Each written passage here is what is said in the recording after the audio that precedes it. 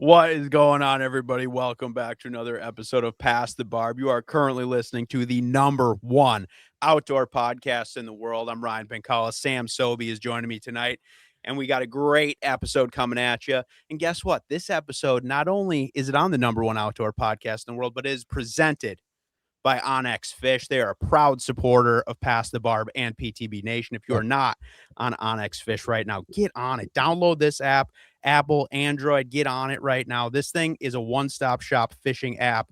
Gets you all the information you could want, from fisheries data to current fishing hotspots and everything under the sun. But the coolest, I think, thing right now is this wildfire location and smoke layer that they have. If you're anywhere in the Midwest, you know shit is burning.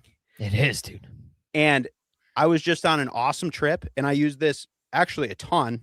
One, to make sure that our route was not on fire that we were going to drive on, and two, that where we were going to be was not going to be inundated with super heavy wildfire smoke. So get on this app, make sure you look through all the layers. There's an awesome wildfire location layer, as well as air quality and wildfire smoke layers, which is super cool. So you can literally go on, like, not even fishing related. You can be sitting at work and looking and seeing like where your kid's soccer game is going to be. Is it going to be super smoky tonight or not? Check it out on there. This is an awesome app. We use it tons and tons and tons to find new lakes, but I find myself using it day to day for all kinds of other stuff too.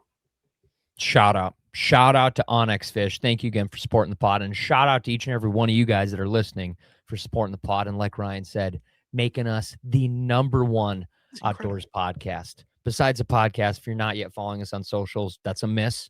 Please follow us on socials. That's where a lot of shenanigans happens, and that's where we communicate, and that's where a lot of the funny bits come from, and our weigh-ins and a lot of stuff. So please follow us on socials, and yeah, let's freaking get right into it, buddy. Well, first off, where is brethren Bart, dude? Like, is he, dude, the dude, he's probably a prisoner of war somewhere at this point, because he's just been MIA. He's been putting in his time elsewhere, dude. Elsewhere. Dude, if we, from all these sponsorships, when we buy 3 Lambos, we're giving one away. He doesn't get one. Me and you're going to keep a Lambo. And PTB Nation gets a Lambo. Yeah, for sure. That's it. No. Bart is down. He was potentially, I don't know if he was going to hit a day of ICAST, but I think him and Alyssa were down. There was some special SeaWorld edition thing going on in Orlando, and he was like, 2 birds, 1 stone, might hit ICAST for a day, but then we're going to see, like, I don't know if it was this sea turtle exhibit or something like that. I don't know. I thought it was more of like a reenactment, more of a thing. That's right. It had something to do with the sea life or something, but there was some sort of a reenactment that was going to, like, I guess, supposedly take up most of the weekend, which I don't know. Kind of like a Disney on Ice version of like a sea turtle situation. I don't know. In the SeaWorld realm, yeah. But I'm sure anyone that is in this world knows what we're talking about. So if that's you, definitely hit them up, because they are there, dude. They're there, yeah. So I don't know if, hopefully, I wish he'd be more active on socials, posting some of these reenactments or something. But I'm sure they're enjoying it. Yeah, I'm sure there'll be great photos from it. Yeah, no doubt. So we'll see. I mean, we reached out to him. Mm-hmm. He's just, he's doing life. Yeah. So that's current events from our brethren Bart. Current events for you past 24, 48 hours. I know you're coming off the big trip. We're going to dive into that later, but what's past 24, 48 hours look like? All right. Letting the dust settle on this one. Getting back into society, trying to figure out what I do for a job again. It's just like all those things. Like, if anybody that's gone on a little bender, you come back and you're like, I don't know, man. I just don't know. And it's been so hot, my brain don't work right. I know. So I'm here just trying to survive, figure things out. Like, I got people relying on me, I think. So, like, it's a lot, dude. And like, I'm in it right now. Like, I'm doing it. I'm doing it right now. And so you're saying it's hot outside and hot in the office, dude. It's all over, man. I'm in it. But yes, let's see. Yeah, coming off of this trip, just trying to, like, dude, you know how it is. Like, you get home, you're not like hyped to like put all your gear away, or like clean anything up or whatever. And then on top of it, it's 1,000,000 degrees, and you're like, ain't no chance. Tell me, there's still some stuff from your recent trip in your truck. Almost all of it. Yep. Yeah, I do the it's same. All there. And I got home in the middle of the night. and I was gassed, dude. Like pulled off like a heavy last day of the trip, and then did the whole drive, and was just shot, dude. Like got home literally middle of the night, took like the important stuff out of the cooler, and like got it freezer, fridge, all this stuff. But I'm not gonna lie, dude. The rest of it is still in there.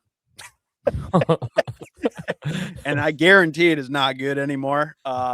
But that is not my problem currently, and it will be my problem at a later date. If it's garnishes and lettuce and any of that stuff, or wraps or weird stuff that you're just like, we can get new stuff for that at Walmart. You're It's game over, dude. No, here. It's all 100 degrees, dude. It's in there. It's just been in the driveway, sitting next to the boat trailer. Yeah, incredible. That is truly. I feel you. You made an Instagram post the other day where you said something like, nobody tells you about the come down after like a really dope trip. And that just hit so hard, because I feel that all the time. Like if you're just like maybe on a hunting trip or on a fishing trip, and you've like been in the woods or on the water, like for more than 2 days or 3 days, you just feel like that has now become your life. And you're like, you're just like, you probably just are one again with the land and the water. And then you come back and you got to do work stuff or office stuff or be an actual person. And you're like, this is wrong. This is incorrect. I'm not doing it. I don't want to do any of this. Yeah, no, totally, dude. And then like you got the whole aspect of like you're like your whole mind is like focused on what you're trying to do there. Yeah. And then you come home and it's like that doesn't matter anymore. So you're like, well, now what? Like, I know, like I just picture you standing up in front of your office on Monday, like, I know what you're thinking. I was gonna show up today and care. It's a no. It's a hard pass. Yeah. It's a pass. I came in here today totally not giving a shit. What was going on here? I didn't miss any of you. Yeah. Yeah. Oh man. Yeah. No, coming off of these trips is tough. But like I think it was good. And it's like I think the more days you put between you and like doing it, you kind of start like rolling back on like, okay, that was sick. That was, all this stuff that was really good about it. Cause in the moment, like some of it sucks, some of it's good. You're just like, you're doing it. And then once it's done, you kind of like the parts that sucked kind of fall away, and then it's just like only the good stuff. And you're like, yeah, that was. And it's kind of a blur because it goes fast and you're in the moment, and you're, especially what you were doing. Like, I won't get into what you were doing, but like what you guys were doing, like you black out, dude. Like pretty much. Yeah. Yeah. You're not, you probably look back on pictures and you're starting to piece together and relive it, but you don't like, Yeah. But I do. Okay. So got back from that, kind of like trying to get my life back together again. And then like already kind of scheming on like what to do, but like, dude, like we are in a crazy time where everything is so hot, like not just hot outside, but dude, like, I don't know if you've been seeing the water temps around here are astronomical. Unbelievable. Insane. This is super weird. And I don't know. I haven't been following this that closely. Obviously, I've been looking at like my local weather around the metro area of Minnesota. And it's been hot, like for a while, like a week and a half, maybe more. And it's supposed to be hot all the way until like, this coming Tuesday. I don't know when you guys are listening to this, but I have a buddy in Texas that I talked to today on the phone. And he's like, oh, dude, it's like 70 here. It was 70 here yesterday. I'm like, what are you talking about? He's like, oh, dude, you haven't seen that? It's kind of flip-flopped. Like, I know you guys are getting it up there. I'm like, what are you talking about? 70 degrees in Texas. And it's in like heat index here of like 105 every day. Mm-hmm. What? And wasn't it 100 degrees in Canada? The third time it's ever been like reported ever? Like multiple days in a row. Yeah. Yeah. What? Yeah. That's insane. Dude. Absolutely incredible. Like I never experienced anything like it there for sure. And then to come back home and just have it be like that all week, man, is just brutality. Straight up. I think too, because we're from the upper Midwest and we both love ice fishing and hunting. Like we're just built a little more thick blooded, like no doubt. I'm not built for this, dude. Like, I'm not No, built to no, we don't go have in and this out of yet. AC like this. Not built to be. I'm not built for it, dude. I'd rather Dude, and layer like, up. and it's like so humid here too, like, right? Like, I know some places are like they're hot, but they're not. I'm just like, this has got to be like the worst hot that you can get is what It's we been got right now. still too. It's been like there's Yeah, been a couple days yeah, where it's been like ridiculously still. Today was one of them. I think yesterday yeah, was one of them. Yeah, Tuesday yeah. it was a little bit of wind, but it's been still.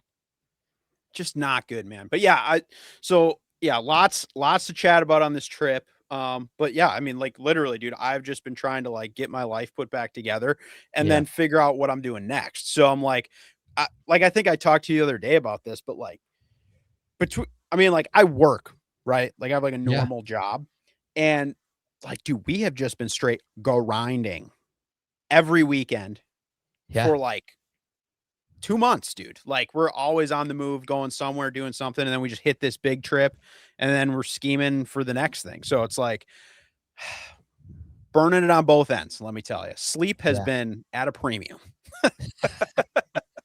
And you're Oh, part of the #1 outdoor podcast in it the it nation. it is. It's like it's crazy. That's good though. That's good. Summer is short and life Yeah. is short. So it's like sleep when you're dead. Pack it all in. You won't be pissed Run about it. any of this. Run it. Run it. All right. So hit me with your last 24-48 here. Yeah. Last 24, 48 hours. Today I was just grinding all day on the computer, which even though I still feel like I don't know. I feel like I'm a psycho monkey with the heat. Our house does not get that cool because we have a little AC unit about the size of the picture you are seeing on the screen right now. So our AC unit doesn't really out battle like the heat. So our house is still like 82 degrees, dude. It's so hot. Like Steph and I are half the time sleeping on the couch, whatever. But besides that, Tourney Tuesday grind this week. Like Ryan said, the water temperatures were so hot that our good buddy Paul and myself, we actually taxied the fish out to like deeper water. When everybody was done weighing them in, we took turns with our boats, taxiing them out of this shallow bay that we weighed the fish in because we're like, this bay is 90+ degree water temperature and it's like a foot and a Dude. half. We're bringing them out to deeper water and releasing them. And there was no dead fish, surprisingly. And hopefully they all lived and were okay. But it was still just like, the water's boiling, dude. Yeah, Boiling. dude, I wasn't sure if they were going to cancel or not with how hot it was. Yeah. I'm But sure like the muskie scene in the metro is like probably a no-go. You probably can't be catching oh, muskies. no way, dude. And like I even saw over in Wisconsin, like they more so over there than here. They have like a lot more like weeknight, like we have like Tuesday nighters, bass. They Sure. have like musky leagues and stuff, a lot more of that. And like they were just straight up like nobody was fishing, like just canceling basically, Wow. just to wait it out and just like, not put stress on fish and stuff. So That's cool. That's really cool. Dang. But yeah, besides that, things have been good. Tourney Tuesday was freaking electric. I don't know when this comes out, but Ryan was just on a big trip. So me and B-Rock took it on and we got onto a really kind of different pattern we don't normally do. And that was, a little sneaky, dude. yeah, cranking rocks with a chatterbait, dude. Ooh, Yeah, like okay. shallow mid-range rocks. Like we love throwing a crankbait. Don't get it twisted. I like a flat side. I like a DT, but like there's a little scuzzy grass and different stuff down there everywhere. You kind of couldn't fish a crankbait well. And I was like, dude, I think in the summertime like this, sometimes when it's wicked hot, they either want it no movement or burned and Mm-hmm. just ticking the top of the rocks and ripping it and boom. Like it was weird. I've never really got on a legit pattern that way this time of year with these conditions. So it was cool. It's cool. Dude, that's sick. Yeah, no, I'm pumped, dude. And like for anybody that doesn't follow your Tourney Tuesday series, like this year, well, last year too, but like me and Sam signed up as a team. So we're both like Yes. boaters. So either we're going to fish together or just one of us will fish with, like, Brock is kind of our teammate for this one, but Yeah. like we can have kind of whoever fish with us. Yeah. But we're kind of doing it as like a team, which I think is awesome. Yeah. And so we kind of have like, it's a pretty stacked schedule too. I think it's like, 12 or 14 tournaments. Like it's a good amount of fishing. It's a lot of fishing. Yeah. And like we're over halfway through the season now, I think, just over halfway. And we're We're like doing good, dude. We're doing good, dude. We're second in team of the year, dude. Top 5 going to the championship, but we are like stronghold second in team of the year. And we're creeping up on the leaders, dude. Yeah. So we're chipping away at it. The guys in first freaking catch them though, dude. Like we need to keep our foot on the gas, but like we need them to stumble big time. At least once. We need them to, dude. And it's just so like, oh, it's all chill, fun and games, but everybody tries hard and it's competitive. It's so sick. It's so good. And we're buzzing, dude. Like we're doing good. Like we're hitting.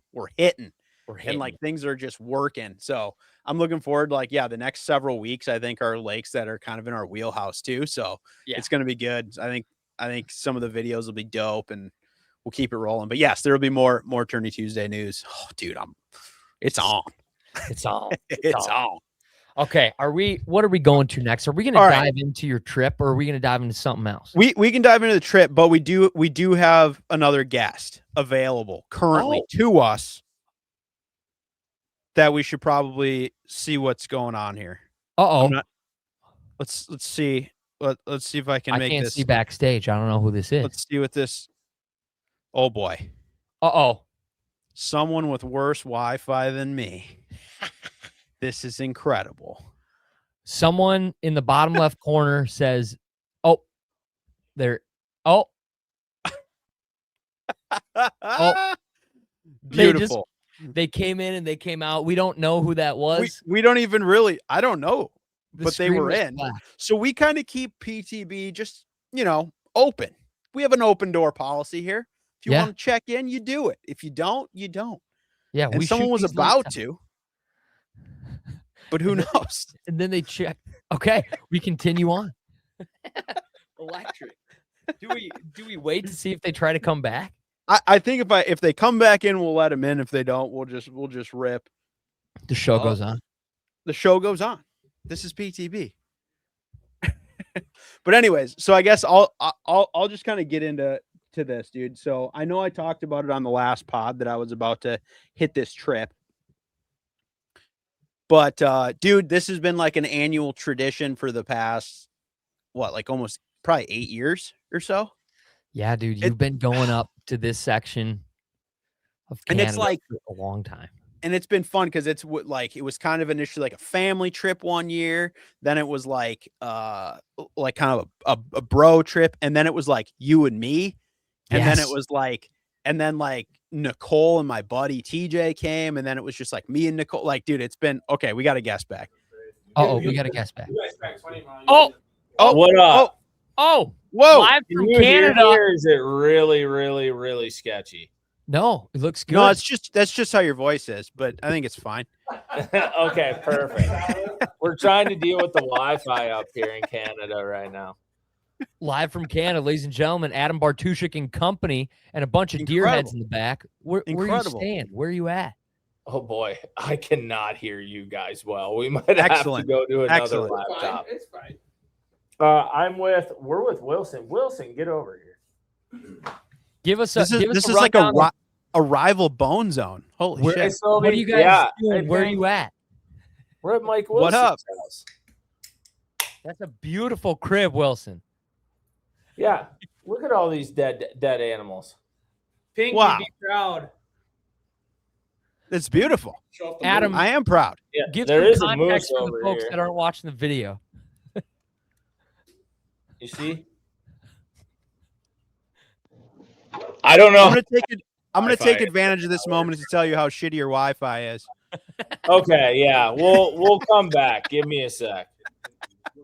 Oh boy. I'm gonna cherish this one because I don't get to say this a lot, but their connection is horrible. Horrible connection. So for any of you folks listening, I think Adam is up at the Fort Francis Canadian Bass Classic on Rainy Lake. I think his partner is Matt Voigt.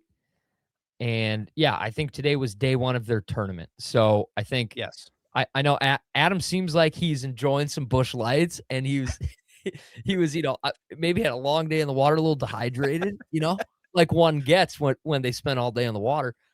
That's just the context of where he's checking in from. I think if we're lucky enough, we'll probably get a few more. Hey, how you Oh, hey. Yeah. So don't expect a lot from this, but if we get the fellas to check in, it looks like they're having a fun night there. So we'll we'll hope for more. I don't know.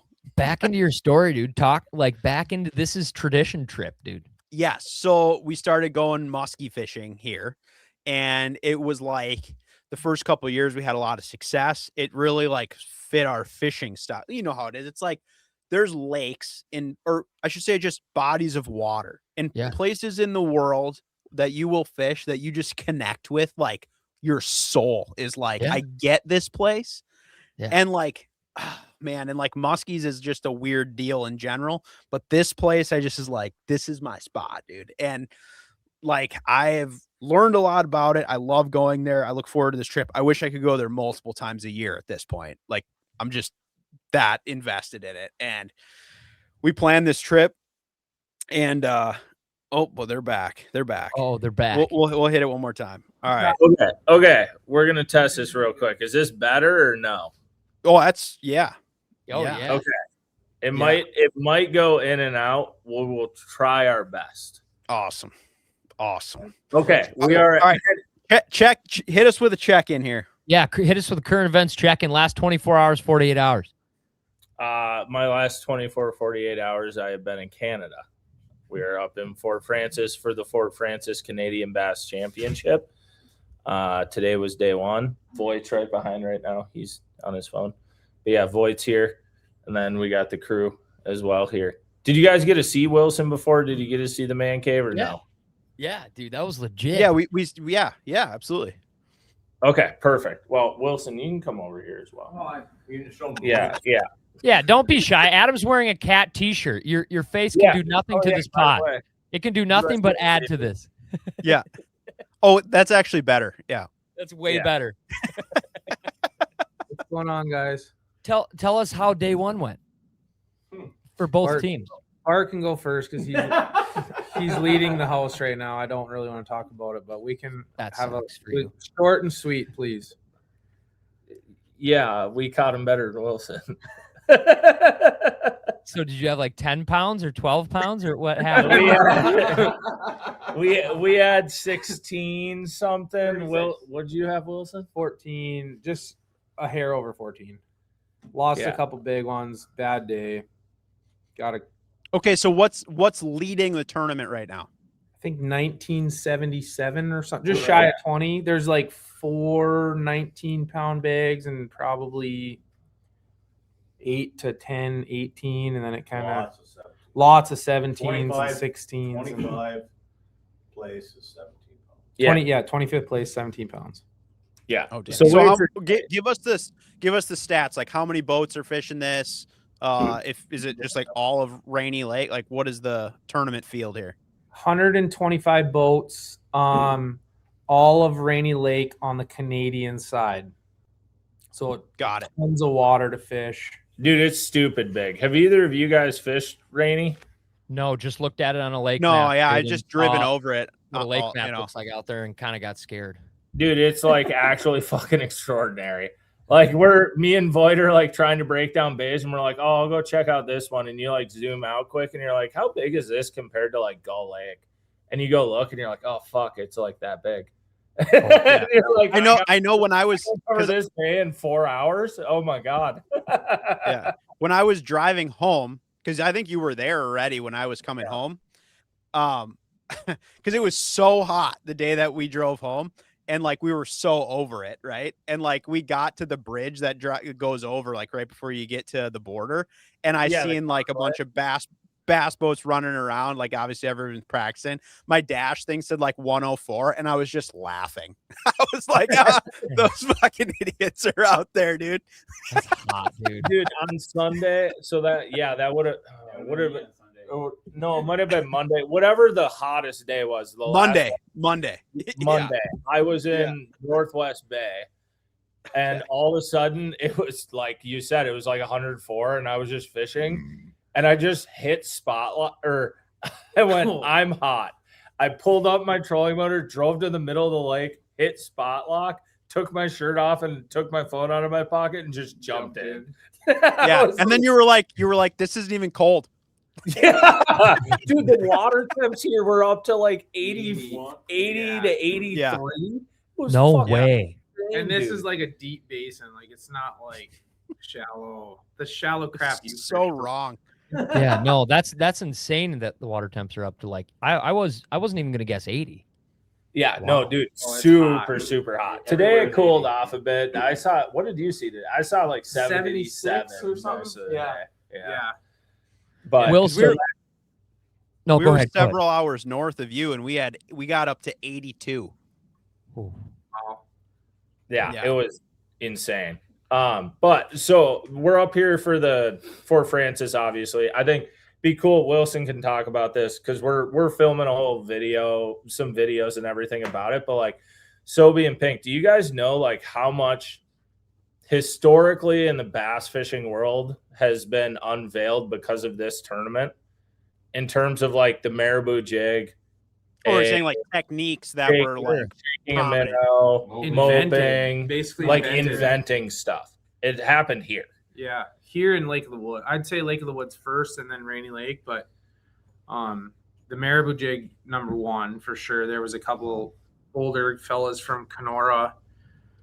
I think it was like Hiram Archibald was his name and Joe Pritchett, and then the Lindsay brothers. They just started tying these little fluff balls and throwing them around in Kenora, and it just like they found the secret, right? And then these northern guys were sharing the secrets with their friends, and that's like when the early days of like Sturgeon Bay, when the Canadians kind of started taking over. That was because of the marabou jig and all that.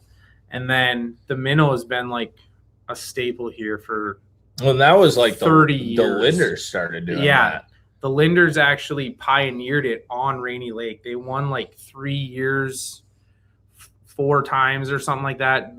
I watched your guys' last podcast and Jeff was talking about Billy Linder and James Linder winning and stuff. That's what they were doing. They were using a minnow with 2D like right below the boat. So all these techniques you see with forward facing sonar on a minnow is just, it's actually That's crazy. Well, dude, and then we talk about Moina and Minnetonka. Moina's a legend up up here. here. Yeah, I would have to say between like Jeff is probably up there, but Moina's won a crap load of money up here. Like I didn't know that Moina won a ton of money up there. 5 times I think he's won up here.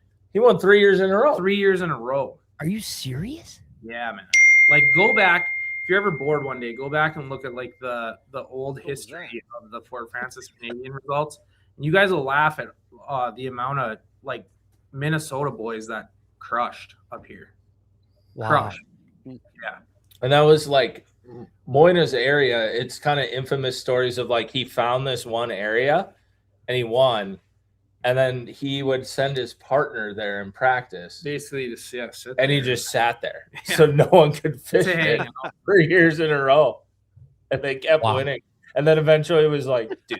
come on. Well, yeah, people thought you couldn't, like, there was only a little strip you could drive through or whatever. But then people realized there's like no boulders at all. So they would just like fly through the reeds and be like, screw you. Like, we're coming in there too. And it got like to fist fight mode almost. But yeah. Dang. But dude, yeah, there's like just the history up here, tournament fishing wise, is nuts. And then the body water is like stupid massive, stupid big. Yeah. I mean, it's a 125 boat derby. Me and Voight ran, what was it, 30 minutes to start the day? Yeah, probably Yeah, 30 minutes. We saw 3 boats today. 40 miles probably. Wow. Oh yeah. Wilson, with you being a local up there, like, is there sections of the lake that you've never really even fished in or drove in? Or have Sort you- of. I mean, yeah, like Belaski's my partner. He's guided out there for 20 plus years, 15 We years. ran 65 miles today. We put on probably 70 miles today. And Wow. there's, Damn. I feel like there's still little ins and outs we haven't like explored. You get so much knowledge, right? You just keep going back and you only have so much time to explore so much. And then you're like, wow, we know what the juice is kind of thing. So, you know, Dang. but Yeah, it is cool too that because I drove through there. Obviously, they were kind of getting stuff ready, but like that whole town is like pretty into it. Like, oh yeah, they're totally like getting geared up for this event, which is cool. Voight, come yeah, over here. it's huge. Yeah. So like Voight can talk about this real quick. So obviously him and I have never been up here. We came up here for the first time. So we did the like whole parade thing, Pink. Oh yeah. How many people showed up for a parade? Thousands of people showed up for a boat parade. Like, Yeah. it's like Yeah. just dudes with their trucks and boats, and there's like kids. and No families music. on both sides of the road for like a mile. It was solid people, just like waiting for candy from a bunch of fishermen. Melted candy. Yeah. tell them the candy that you brought. Please tell them the candy that you guys brought. No, that Bart- Bart. No. yeah. They'll laugh. Bart I got the brought. candy. Yeah. Yeah. Well, we went to the Walmart up here, and I figured it was like a Walmart, like the U.S. And I'm like, Oh no, okay. it's broken. Yeah. Yeah, no, it's not. So I got a bag of Reese's, which were individually wrapped, and then there was a bag of Kit Kats, and I was like, "Oh, those are Chocolate probably-" on the hottest day of the Chocolate. year. He brought and they chocolate. were not. And the Kit Kats were not dude. wrapped individually. It was just a bag of open Kit Kats. Oh my Oh, god. it's just a bag of soup, basically. Soup. Kit Kat soup. Hey, I will say Never though, on candy duty again. Never. grocery stores in Canada are trash. We still have them. Absolutely terrible. The Kit Kat still. Yeah, they're not. You probably can't even. Yeah, take you're one just gonna need to smash it on the table like a bag of ice, dude. But There's these no way. kids had like grocery bags. Just Oh full of my candy. gosh. Can't wait to cheap out and get the minis that don't even have any wrappers. The kids will like It's them. not properly labeled. Yeah, whatever. It's Canada, dude. You just have to assume the worst every It's- time. Actually, This one of tournament, the- you guys, is like everything about it is so well run. There's like 100 Yeah. volunteers. Like when you pull your boat out of the water, there's a guy there standing in the water. Like when you drive up onto your trailer, you know, you need to get out and like hook your hook on. Yeah. Like you drive up, there's a guy there that hooks your boat up and His- cranks it up for you. His job like- is hook and crank. You don't have to do anything. Yes. Like when you get done, you like get out, you come out of the water, you weigh your fish. They like hop in your truck and park your truck in the parking lot. So you just walk into the weigh-in. Like it's so white glove, hundreds of volunteers. Wow. This is like the tent is enormous. There's like bands, like it's That's so You cool. They have got bands and stuff there, dude. Like how Dude, Yeah. yeah, they're Wild. partying, they're It's partying downtown right now. We're at Wilson's house, which is probably like 3/4 of a mile. They're sketching out, eh? And yeah, well, we got to fish tomorrow, so yeah, Oh, we're boy. hanging out, and the whole town's partying. But yeah, dude, you can hear it and everything. Wilson, you got a perfect PTB story though from practice from Oh, you, God. you and John. Oh God. Bring John. Bring Yeah. John. John Fearless Mike. Yeah, you John guys is got to gonna meet John. John. John, Yeah. get in here. John's and tell a us, 'cause legendary John's idiot. actually really fun. Get over here. here. Get in there. Oh, you Tell we're him your both gonna story sit from in? practice. Okay, Go okay. have fun. This is day You one. guys All will right. enjoy this. Day one This of was our practice day is one of practice. 100 fucking degrees. 6:30 in the morning, 6-ish Yeah, in the morning. 6:30. We leave from the cabin. We start taking off. We're kind of going down to jump. So like we each have Is an it end of clear the on your lake. end, Sam? A little bit. Yeah, it's clear. Okay, good. Yeah, roll it. We're good. Yeah, good. Yeah. Okay. And we each kind of have a section of the lake that we know better than the other, right? So John knows a section, I know a section. Pretty good. You're the east ender, I'm the north ender kind of thing. And John knows the whole lake, is what he said. Yeah, he's the best. Got Anyways, it. I let John drive the boat. I was driving. No, you're driving. Yeah, okay. So we're going down to the east end. I just had a and few. I just. It was sort of bumpy. Let's get out of the wind. Let's just hug the U.S. side. You can fish, or you can drive on the U.S. side, but you can't fish legally. You know, So you can legally. get out of the wind if Yeah. you want to. So I got a few shortcuts, so we know. Okay, keep going.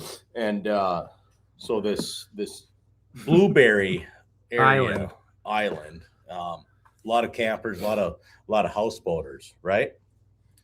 It's 6:30 in the morning. We go through a little cut, a little pinch point, probably 200 yards wide, and we see a Paddleboard. paddleboard, like, and this it's like dead calm in this bay because that's why we went that way. This paddleboard is probably, I would say, 2 football fields long. Oh, yeah. Like, but it's just a silhouette 200 of a yards tall person in on a America. paddleboard. So John is like, Wilson, hot chick on a paddleboard, 6 o'clock in the morning, drive that way.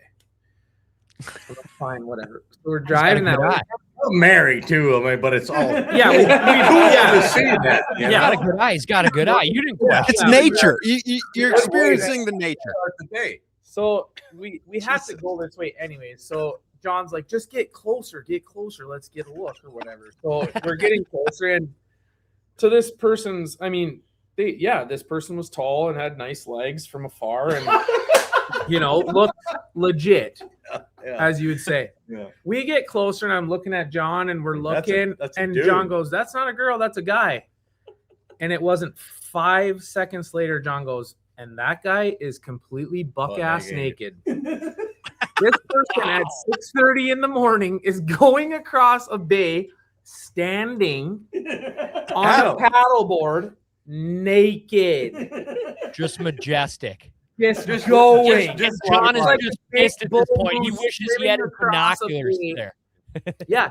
And this person wasn't just like like a in their bell down there, 20s just- or 30s. This person was in their 50s or 60s. Thing is just swinging. You know?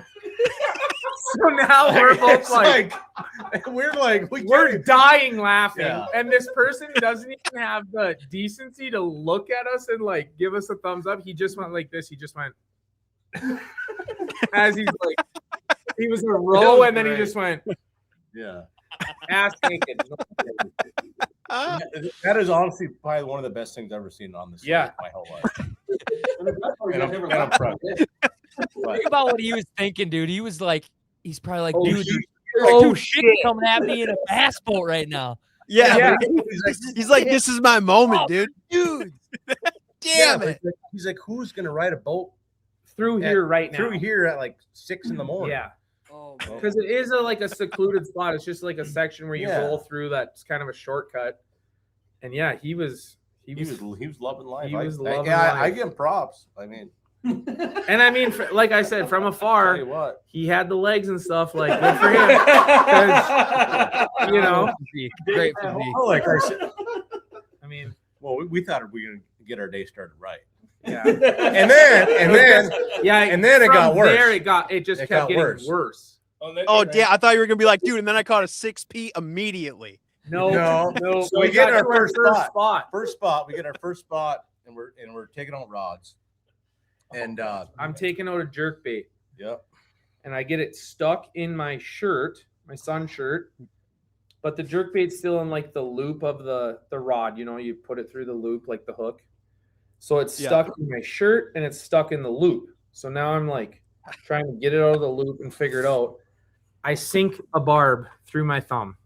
You went past the barb. Past the barb. No. I went past the barb, and I've never. Bart, grab it. No. It's right there. Not even a It's hanging cast yet. off the deer antler right there. That whole string. Oh. That's the legit. I've never done this in my life. Sobi and Pink. This I had to save it. This is the legit. You can kind of see it. There's the shirt on the hook, and that's the barb that was in my finger. Yeah, So- Beautiful. Yeah. Now I have shirt, hook loop. I'm like completely. I'm like this. And the like, first thing I said to him, I said, "Do you got hook cutters?" No answer for like 5 minutes. I'm like, "Do you have hook cutters?" Like, and I was you have freaking. hook I was cutters. freaking out. I'm like, because it's a treble hook, and then we did the whole snap ring, took it off. I'm like, Wilson, again, do you have hook cutters for the 18th time? I did. He's like, yeah, I got to get it right here. Let's just, then As we I'm did it. like yeah. hook and whatever. But that's like the main thing, because you pull it out. Well, guess what? Another hook could get in you, right? But And then at the end of the day, we ran out of gas yeah, completely. Like 10 to 12 miles from Miles where we out. were supposed to be. We had to call somebody to bring Yeah. us 10 gallons. thank you, Rail Lake Households, for that. Yeah. Yeah. Yeah. Shout out to Radio Lake House folks. Shout out. Yeah. Big sponsor of the pod. Yeah. Yeah, Yeah. no, But it was a day. it was a day. Yeah. Then I mean, yeah. But the fun thing about the hook is I always give him shit. He's like, I've never had this happen. And I'm like, well, we got to do the line trick, right? Everybody knows the line trick. He's like, okay, just be careful, He's like, so I tie it. I usually I guided on the lake for many years and did the line trick for tons, right? So I do 2 knots. He's like, you got to do 3. It just didn't feel right. Like he did 2. So he's like, so I did like seemed 3. so wimpy. Like Yeah. I was like, no. So I did 3 just to make him happy, and he's like, "Well, how do you push it down? Like this guy's went like that." Yeah, I didn't even get to pushing it. You guys Didn't even count. And he was ripping the fucking thing out of my fingers. Excuse my language. Was it fast? Did it go fast? Like, yeah, like you felt it for a second. I was like, I was more pissed that he didn't like give me the 3 count. Like I was hoping for the 2. You know, people are like, hey, I'll count the 3 and then 1 or 2. No, he's just like, just push that. I was like, how do you do it? And he ripped it right out. Didn't even 0 warning at all. that's a pro move. I That's seen a him. pro move. Yeah. That's perfect. Oh, He's man. been waiting for this opportunity. We've been fishing there for 10 plus years. You've been waiting for this. I'm pumped you have it hanging in your man cave or just like you have it hanging on the wall like First that one, man, whole. I said, I am We should put that in keeping. the quickie box and I am keeping that. It's the first one ever. You should sanitize that though. But that whole sequence of just It's good. Yeah. seeing a What an sunrise electric naked start dude to with the his day. TRD out next to dropping a hook in your hand next to running out of gas. Like you can't make that up. And on top of it, it was 180 degrees. Yeah. Yeah. Like it was hotter than hell, and we ran out of gas I know in what Calm you're coming Bay. up with. You're- Boys, then so this morning we been a- launched tournament morning. Oh my God. And these are they're both involved in this. He's So we got got- so big OCD, you have no idea. Like he gets home and He he's vacuums he's in front of his Okay, garage guys, every this day. is a live podcast. We don't need I like that. He's dialed. Wilson's freak. dialed. Hey, sorry, like frick. So Okay. he tells me to hang on 1 second. Yeah, you go. He tells me what. So when we pull up there, real quick, he said, "John, get in the truck, in the driver's seat. I got the boat." Yeah. And that's what I get told. And I just Okay. I'm like, okay. So there you go. Bart, take it away. Okay, so they dump in, we dump in, and I'm like, okay, I've never been here before. I see where Wilson's parked in the dock. I go park next to him. We're just chatting, and we're like talking to each other, and all of a sudden his bilge pump goes off. Like heavy. Heavy, just starts pouring. Like after a drunk night of bush lights flow, first Yeah. pee of the morning. Heavy. Yeah. And we both look at each other and like make eye contact. We both look at the bilge pump. We both look back at each other. I just look at him and I go, Did you forget your plug? And he doesn't even go, No way. He goes, Yeah, Yes. I did. I absolutely did. Worst feeling. Now, this is a 125 boat tournament. One lane. One lane. It's ramp. just in, out, in, out, in, out. There's, people are. 50 trucks parked. John has already dumped me in. I've been sitting in the water for I was walking back. 10 or I 15 was minutes. walking back. Instantly look at Bart. I didn't even hesitate. I called John, get back in the truck and bring the trailer down. And he goes, what? I said, forgot to put the plug in, and I hung up. So I'm waiting for John, and I can see him, and he's like dipping and diving around all these trucks that have probably been waiting for 30 minutes to get in the lake. Dives down into the water. I pull up on the trailer, and I didn't even pull up. I was so like, Dude, he was 2 feet anxious. short. I of was his like, I fucking just like knob. pulled up, and I was like, go, John, hurry. Let's make this fast. Voight was standing there. Voight puts in the plug. But yeah, I bet you I had like this much, maybe more, like this much The space. nose of your boat. Yeah, my boat was at the like front. rocking. Like the volunteers there too are great. Praise them a lot, but they're like, "What are you doing? You can't just." Yeah, they do were this." mad at I John. said, well, We have boat problems. we have boat problems. Partner forgot. Oh, okay. Yeah. And then like And then, dude, I got razzed so hard. So by like, like some big name. yeah, like Gussie, Brian Gustafson, like Troy Norman, John Peterson, like they're all like right. You have to come through this like little dock system and like back they out. saw. And, like, Dude, they basically intimidate you in the launch. Yeah. Oh, yeah, they're they're all like- parked right yeah, in front of the yeah. launch. The first 3 boats, so you launch, and it's like Gustafson, Peterson, Norman, and you're just Yeah. like, hi. And every single one of them were like, bro, so rookie. Like, you should know better. Like, by now. You're like, I'm drunk. I'm sorry. No. I was like, yeah, you guys got me. Like, yeah. So that's how our day started, and didn't end. Yeah, we got and our Mike, butts. this is not your fault. It is time Phoenix Boats puts in a plug that you can do from the inside. You know, you are not on this. Pay the Even Voight, licensing that's rights, like whatever. Voight's- Voight's like, where the frick is this thing? I'm like, dude, go down another level. And he's like on his hands and he's just like, holy shit, that's way in there.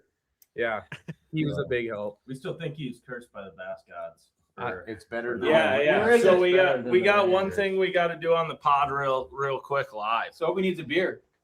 Oh yeah, Sobi, do you remember the first time I met you? We were at the St. Paul Ice Show.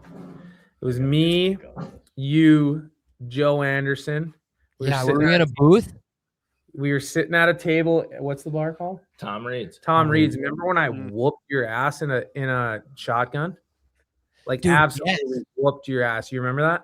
I think I do. I Yeah. sent Bart the video, so it's legit. You have the video still? I send it to Oh Sobi. yeah. We'll Was post that. it a Yeah. close race? We have to have a team shotgun right now. This guy doesn't even have a plug in his boat. Hell yeah, he's good at shotgun and beers. Let me go get one. And I also, because we went down to a shoot like a couple years ago. Remember the Blackfish all-terrain shoots when we were on Corona? We met up. You introduced me to Bush Light apples, I think, that weekend. Oh yeah. Remember? And we crushed on the lake. Remember you were laughing because I said, was that a turtle? Remember that? Remember that fish like came up on a top water? I was like, what the hell? Yeah. And we were pounding him on the floor. Dying. Yeah. And then you left a goddamn banana in my side. You did that. I'm going home and we pull up to the ramp together. You know, I have to head home. And so he's like, yeah, man, good weekend. See you later. Didn't check. Like, I hooked up my boat and this freaking guy sneaks to the corner of my boat and on the passenger, like, rod buckle, like, you know, those side ones, like where the Phoenixes have that passenger That ramp. Yeah. He freaking put a damn banana in that buckle. It probably rotted pretty bad. Could it? And I didn't notice it until I got home. Really? You stayed in there the whole ride? The whole ride. I'm pretty sure I got a picture of that. I'll send it to Bart too for you. There's But way I more wish bad I luck. wish he'd have been like, I got detained at the border, dude. Like I couldn't the cross. banana, yeah. Do you have any fruit or vegetables you'd like to claim? No, I don't think so. All right, but boys, we'll log off here in a sec. But for the first time on PTB, Wilson owes me a shotgun because when we were at the cabin, the first day, we made a bet of what I would catch on my first day at Rainy Lake, and he had way too high hopes of me. He said I catch 16 pounds. I caught about 6. Yeah. So he owes me a shotgun, so he's going to shotgun a beer on PTB right now. Sobi wants to No rematch one's- him. Yeah. Does Sobi Yeah, want to Sobi, rematch come him, on. Sobi? Come on, Sobi. Rematch? Is that a Come warm on, or cold Sophie. beer? Is it warm or cold? Mine's Cold. cold. It's Test. cold. Very cold. Oh, okay. Very cold. Yeah. Oh, yes! Yeah, What are you okay. doing? Yeah, all right. I'm glad we could get this Wi-Fi Don't mind me, stabilized. Yeah. Round 2. This is going to be epic. But if you lose, you're a disappointment to Canada. So Whoa. This scored is Bert. Wow, damn. Bert. I freaking love you, John. John's Bart. favorite thing is to call me Bert, but he means to call me Bart. I don't know why. Keep calling him Bert, though. I love that. That's okay. I call John Jim half the time Yeah, anyway, that's so actually you know, funny. like new Frank. friends, you know. I don't know. Is Sobi going to the liquor store? Or? Yeah, no, it's he walked out in front of the air conditioner and it was game Yeah, over. he's like, see you Pink, later. do we bring back real quick things that will take longer than Sobi's engagement, but we do till he sends out a save the dates? Oh shit, he's back. Oh, Okay, damn it, he's that'll back. be a new segment. Okay. Okay, all right, that's fair. Oh, he's back. Sobi, to be honest, when we shotgunned at this bar, Tom Reed's, Yeah, they were the big The beers. Do you pounders. remember They that? were Yeah, pounders. dude, they were big. Tall They boys. were the big ones. Yeah. Show me, They were- show me it's closed. Show me it's closed. It's closed. He's got it open. Can you see? Wow, he is I really. have so many reports and technology around here. I'm so Yeah, bite that can open. Yup. Mm-hmm. My beer is also really cold. Like That's not an excuse, Sobi. I'm pretty sure you said that last time. I had a big dinner too. I'm a bit full. I think my favorite part of Canadians is they have the softest, just absolute brutal insults. Okay. Hey, what are you doing? No. Just getting a little top. He's getting it primed out. Yeah. All Hey, right. Pink, calm it down. 3, 2, 1, go. Oh my God. Oh, wow. It's so cold. It wasn't close. It's so cold. Oh, he's still not done. Sobi, we got to work on that, brother. Oh, it was so cold. It's so hot outside, and that was so cold. We'll give Wilson the dub here. I think it was pretty. He handled that. Wilson's got me 2-0. 2-0. Nicely High done, place. fellas. Freaking go Hey, get him thanks for tomorrow. Go having catch him me on, tomorrow, guys. all of you. Yeah, Yeah, catch yeah. their ass. Come on. Catch their ass. Yeah, I'll I'm give gonna you- catch their ass. I gotta. Did beat you their try? ass. Hey, did you try a marabou jig? I heard that shit's bomb there. No, that does not work up here. We'll give you a guess. Does We'll give not. you a guess. So our team, we weighed 16.25 pounds. What did we weigh every single bass on today? We'll let you guess. A pink Input. fluke. Negative. A top water. Boom. What top water? A popper. Negative. Walking A bait? shower blow. Boom. Whoa, there we go. Really? Yeah, Attaboy, it was Pink. pretty electric, actually. Yeah, it was a They, lot. they eat that big a bait? Like those Oh, big they baits? were T-bone. I mean, Boyd was catching Sobi, them on you a would. bus date. I think. Yeah, Well, right. Pink, have you ever been on Vermilion? Yeah. Mm-hmm. Rainy Lakes. I think Vermilion's like a mini Rainy Lake. Yeah. To a point. You just spent a ton of time out there, didn't you, Sobi? Yeah. And I love Vermilion. I think you'd fall in It love wouldn't be up same way up here. with Dude, Rainy Lake. I tell you what, Not in the north, but I did tell the guys this after 2 days on Rainy. I was like, all right, I can be a walleye YouTuber. Man, oh yeah. Yeah, Oh, like yeah, no, I feel that. no Yeah. fucking No, problem. hey, this is no yeah, joke. no Like, joke. Bart, you should hear you wanted Bart to- says he's going to be the next Nick Linder. Like he's Yeah. going. You want a 25 to 28 inch walleye? I got you. Quarter ounce Meltonator to the dome, done. I got spots. Tom Yeah. Holmes. Yeah, Tom Boley who? Yeah, I got it on Rainy right now Yeah. for the next at least week. Then it's toast. But yeah, I don't think. Yeah, John says it doesn't leave. He got it here for 20 years, so I got it. Yeah. Wait, Hey, where do you get where do you get crawlers, dude? It's fucking. Well, yeah. my God. All the ones that turned away. That's what I told them when I got back. I'm like, dude, I caught all these and like half of them turned away. What would I do with a live minnow right now? This would be disgusting. I think Jig and crawl, dude.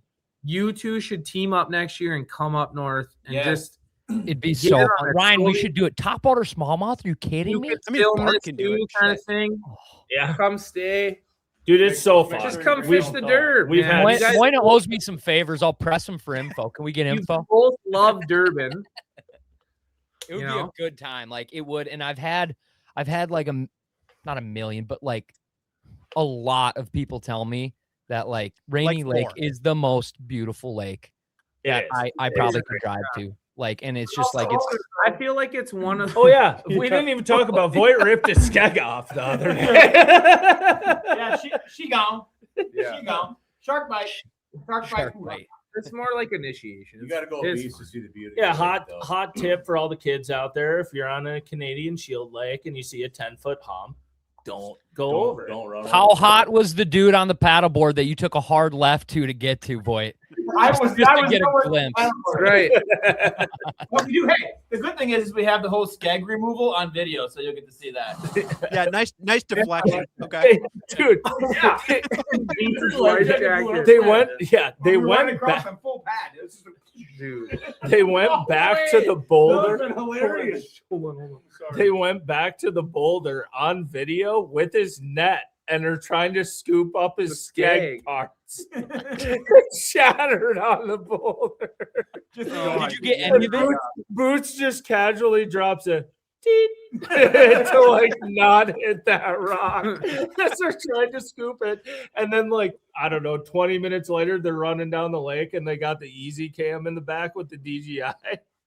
Oh, And all of a sudden, Boots' life jacket, it's 100 degrees, nice, sunny, just goes.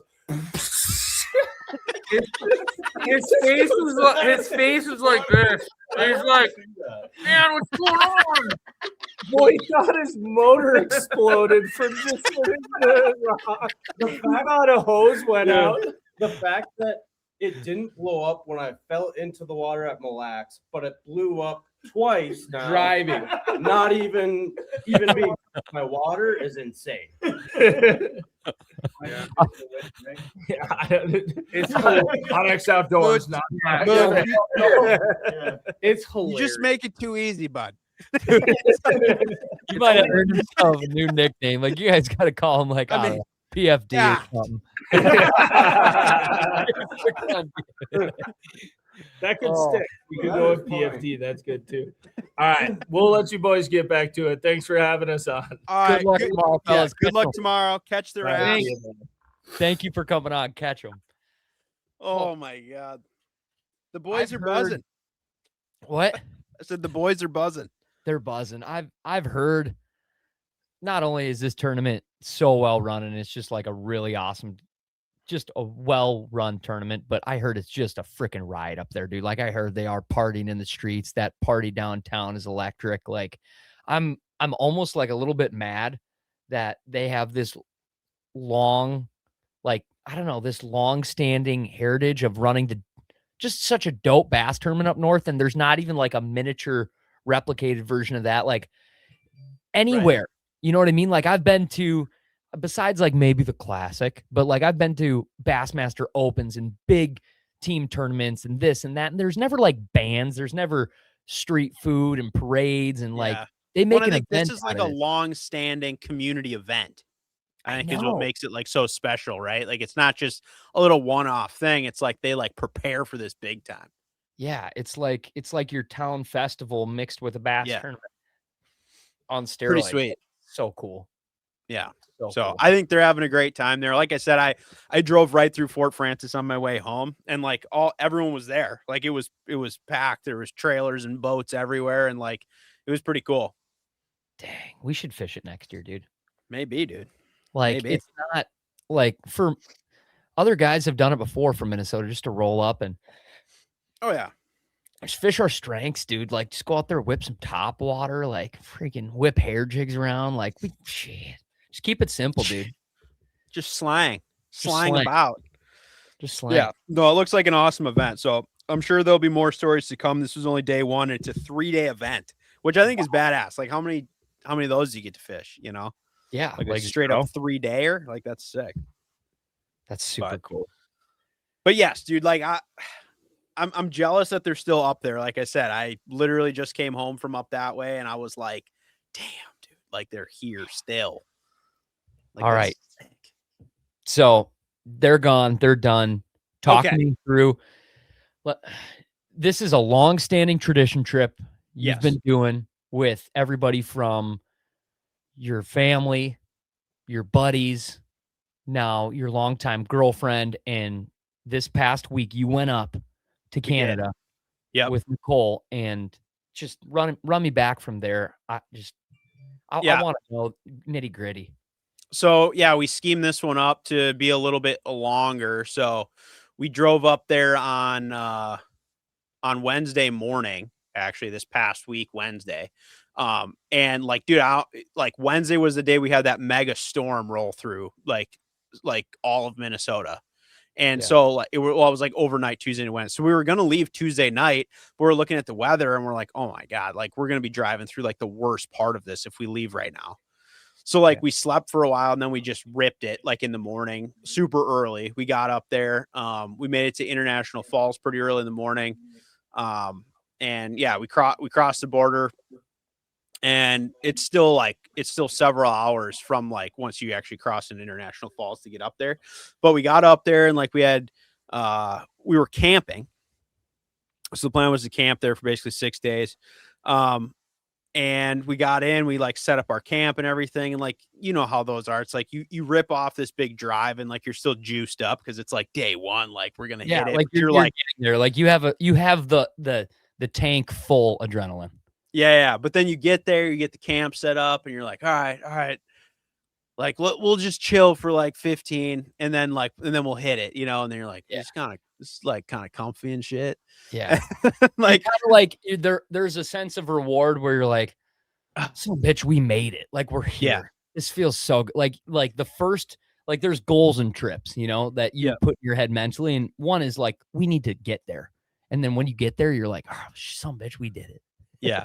And where we stay, there are not a lot of muskie fishermen in general. It's so cool. And especially at like the place that we're staying is primarily like people that are there are fishing for like walleye or like crappies and stuff. Right. So like we got there in the middle of the week and like pretty much all those resorts, it's like anywhere around here too. Like most of the resorts are like Saturday to Saturday. Yeah. Or like the people like book the cabins or whatever. So like everybody's been there since Saturday. We're showing up first Wednesday.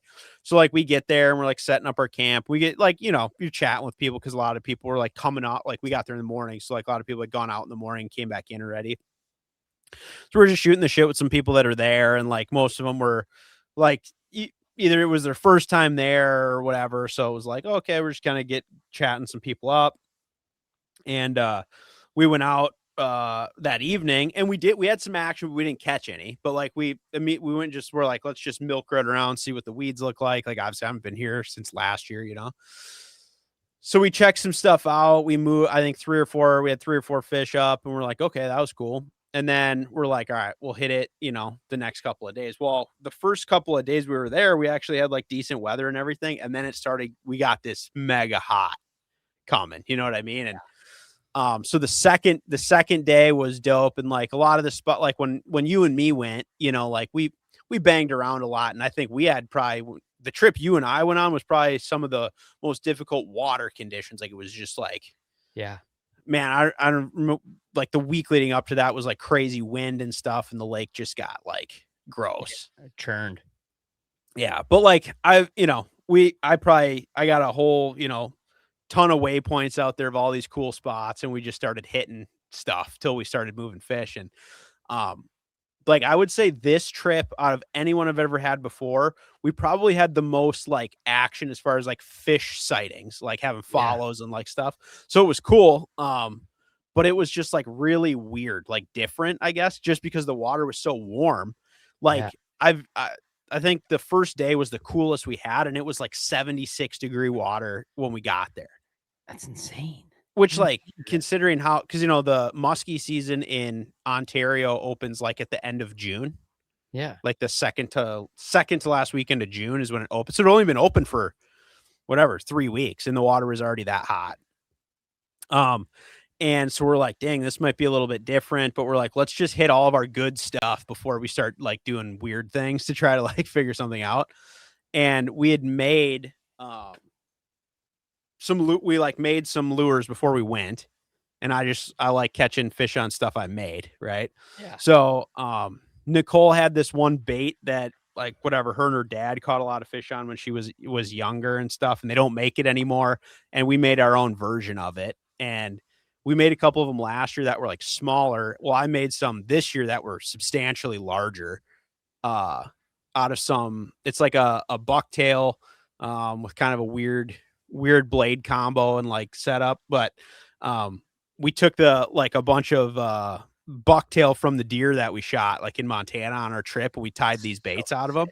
And we're throwing these, like and it was the hottest bait like of the whole trip too, which was super cool. Like we just had so much action on it. And we moved that second day we caught 3 actually, which was super cool. Yeah. And it was like in this lake, you don't typically get a ton of follows. Like a lot of the fish eat out on the cast, or like they're really bitey usually. So we started getting a lot of follows and like having them come to the boat, like not super hot, like lazy follow. And we're like, this is weird, man. Like it's just not normal. Yeah. And so at first we were getting a little bit frustrated because we're like, we're not converting any of these bites. And normally it was like, if you got one into the figure 8, like you were pretty much getting bit, is like how every other trip before has been. And these ones were just not. So we're like changing a lot of baits, trying weird stuff. I catch one on one of my those chatterbaits I made, right? Yeah. A pretty nice one. Kind of I think in the morning. We were like, okay, that was super cool. And we're fishing along somewhere along the way, and I got in some cabbage and I ripped it and my line broke. And like not like right at the leader, like it broke like in the line somewhere, and like I lost that bait. So I caught one on, and that had been a really hot bait. Like it was one I caught like some really big muskies on the past couple of years, and I was so bummed out, dude. And I was like, oh, like that was my favorite one, you know? Yeah, that was your bait. And so I was just like, I was pretty bummed. And so for the rest of the day, I was like, I threw a top water the rest of the day, and I ended up catching two on a top water. And like musky top water eats are like the most electric, dude, like just explosions, like super cool. So yeah, anyway, I broke off basically my favorite bait, and then I proceeded to catch 2 on a top water throughout the day, which was cool. And we had found the biggest fish of the trip that we found was in this one like small whatever weed pocket thing. And that day we found this fish. Nicole had it follow a bucktail up to the boat, and then immediately threw a small twitch bait back at it, and we had it up again right away. And I was like, oh my God, it's gonna eat, you know. And we didn't convert that fish that day, but throughout the trip, I think we had that fish up 9 different times, never got it to bite. And it was the biggest fish we found the whole time. And it was just a big freaking heavy freaking mega, dude. And we just could not get her. And we burned a lot of gas running back to that fish on like moon phase stuff and this and that, like all kinds of stuff. And we just never got her, but we saw her like almost every time we went back in there. And so that was like kind of exciting just because we had her, but we're like, oh my God, dude, like what do we got to do to get her to go? And so we did a ton of exploring, and we burned a ton of gas, and I was like, let's just plan to like put the boat on the trailer and drive into town and get fuel at some point. Cause I was like, I don't want to like not go where we feel like we need to go type of thing. Yeah. And so whatever, I think eventually we have like maybe 4 or 5 fish in the bag, and we're like feeling pretty good about it. And it's cool. Like we're having some cool like sunset action and stuff. Cause the middle of the day is just brutal. It's like, hot. Like hot. Yeah. We had like, I think 3 days in a row that were at least 100. Oh my gosh. And it would get to, cause it gets light at 5 a.m. Yeah. And then it gets dark at like almost 10, you know what I mean? Yeah. Or like 9:45, whatever. So, and we're grinding, we're all day hitting. So it's like you come back and like we're camping. So like we're there, we cook some food, and the whole deal. Dead. And so you're just, it's so late at night when you finally get everything wrapped up. And then we were trying to like, later in the trip, we were trying to get up earlier and earlier because it was like clear that, okay, like these fish are fairly active in the morning. And then as the day progresses, they're like less active. It's just getting so hot. So we're like, you have a couple hours in the morning to kind of like make it happen. So throughout the day, we're like trying to find new fish and then go back on them in the morning or like right at sunset and try to get them to bite. And we had this one rock pile, dude, that was like, we were seeing fish on it every single time we went there. And we had a couple days in a row where the wind was just the perfect direction where it was like blowing down the full length of the lake. And it was just blasting this rock pile, absolutely blasting it. And it's like super hard to fish in big wind just because it's like it's like it comes up to 0 feet, right? And you don't want to like get up on the rocks. So we'd like let it blast wind on it all day. And as soon as it would calm down a little bit, we'd run there. No matter where we were, we're like, we got to go. And you'd get there and like these fish were up there chewing. And this, dude, burned in my memory. I will never forget this. This is probably one of the coolest things I've seen fishing, period, ever. And Nicole said the same thing. So we had this one day, it's just ass blasting wind all day, and it gets to sunset and it just slacks off. I'm talking glass, dude, like mirror flat. We run back to that spot And I'm like, all right, like I'm going to throw a top water. Like she was like locked in on this particular bucktail. And we're like, okay, we're just going to burn this to the ground. This is like a pretty good sized rock pile. And we're like, we got to just be really thorough on it. They're going to be here somewhere. And we get in there and there's like there's like these terns that like live on that lake a lot. And they were like dive bombing on the top of it and like eating minnows and stuff. We're like, okay, this is cool. There's a bunch of bait up there. And we're moving in on this thing. And there's like a jug on top of it, like on the highest part of the rock pile, you know? And all of a sudden you see like, you can see like movement in the water. Like there's like, you know, it's glass calm. So there's just like a little ripple on top of the rocks on there, but you can see like fish, something moving around on top of the rocks. I'm like, oh, that's interesting. And then we're like casting around. Okay, whatever. Nothing. I think we get around the back side of it and we're like, God, like it looks like there's fish like up there. And it's like a foot deep on top of these rocks, if that, right? And then all of a sudden, dude, you can see like the water start to like kind of get weird. Like, you know how it looks like when bait gets all crazy and it's like kind of dimpling around and like nervous, dude. And then all of a sudden, I like from deep, like, so this rock pile comes up to like a peak on top and it's kind of like a tapering thing out to like 7 or 8 feet outside of it. All of a sudden you just see this big wake rolling up the backside of these rocks. I'm like, oh my God, like, is it like a big muskie up there, like chewing whatever? This big wake rolls up, dude. And all of a sudden it is a straight full, I'm talking like a wolf pack of ginormous smallmouth. And they were all they were like side by side rolling together and they got right up to the rock pile and they all split apart and they like corralled the bait up on top of these rocks. And like the fish were like completely out of the water. Like we saw the whole school of smallmouth rush up on top of this rock pile, like driving the bait up into like where there's no water. Yeah. Yes. And they were like like it looked like a freaking bunch of like killer whales, dude. Like they rolled in like a wad and then like split out and like pushed all the bait up on top of it. And then just were like going ham on top of these rocks. It was the craziest thing I ever saw, dude. And then and then it kind of like chilled out. And then a couple minutes later, they did it again and they just rolled up in like a big pack and then just like, boom, exploded all over these. It was crazy, dude. Crazy. Wow. Never seen anything like it. And it was like glass flat. So we got to like watch the whole thing because it was only like 30 or 40 feet away. Like we're like watching this happen. I was like, this is crazy. And so we worked like around the back of the rock pile and we actually had Nicole had a muskie come up and like eat right at the boat, like eat her bucktail. And like, I don't know what happened, but she like did not connect on this fish. Like it came right up and crushed her right at the boat. And then we saw that, like, we're both talking. We're like, you saw that, right? Like these were all like bass and whatever. Like I didn't hallucinate that or whatever. So I had a spinning rod laying there and I'm like, I'm just going to throw it. Yeah. I'm like, it is like no feet deep. And I had like a pretty heavy jig head on, a little swim bait on there, but I threw it up there and I was working it across there. And I did end up actually catching a bass, but it was a super small one. Like the ones we saw were like huge, dude. Like I'm talking absolute giants. And so we were talking about that like the rest of the night. We're like, that was nuts, you know? And so after that, because I had like, you're so focused on like muskie fishing, right? Yeah. And you're kind of like working around these structures. And like we don't like I have like live on my boat. We don't use it for like muskie fishing to like find fish. We just use it like for like fishing structure and stuff. So like see like, okay, there's weeds, whatever. Shallow too, yeah. Yeah. So we don't, I mean, like, I don't know. I don't like scope for them, but I definitely like use it, right? Absolutely. So as I'm working around this structure, I'm like seeing a lot of fish, like on the break of these rock piles.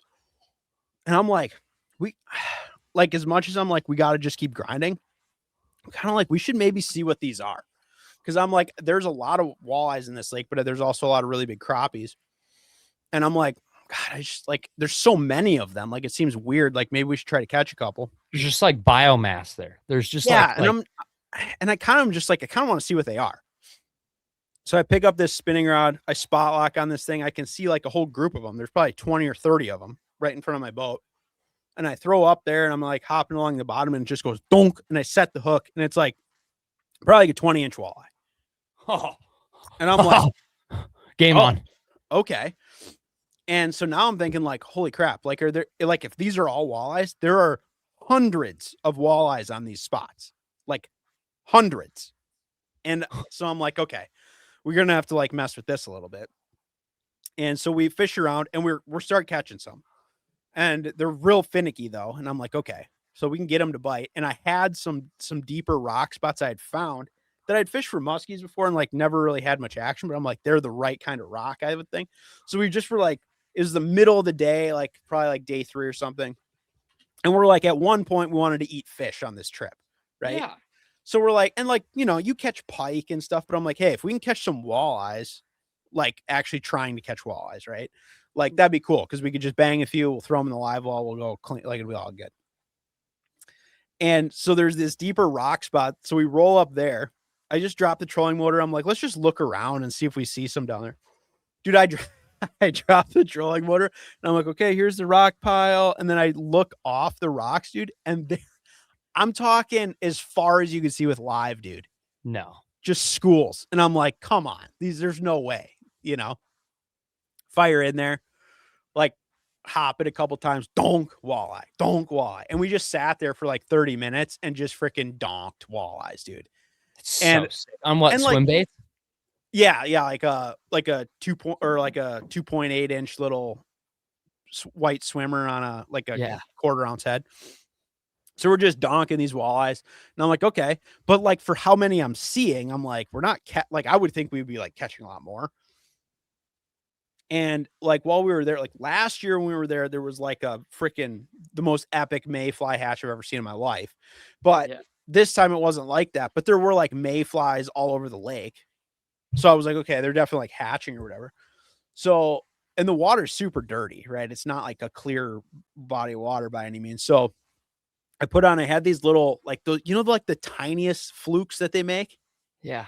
So I had some green pumpkin ones of those, and I put that on the same jig head, and I just fired it out there, and it was just like donk, donk, donk, donk. Like as soon as I switched to green pumpkin, they were like on it. Right? Really? Yes. So I was like, okay, that's sick.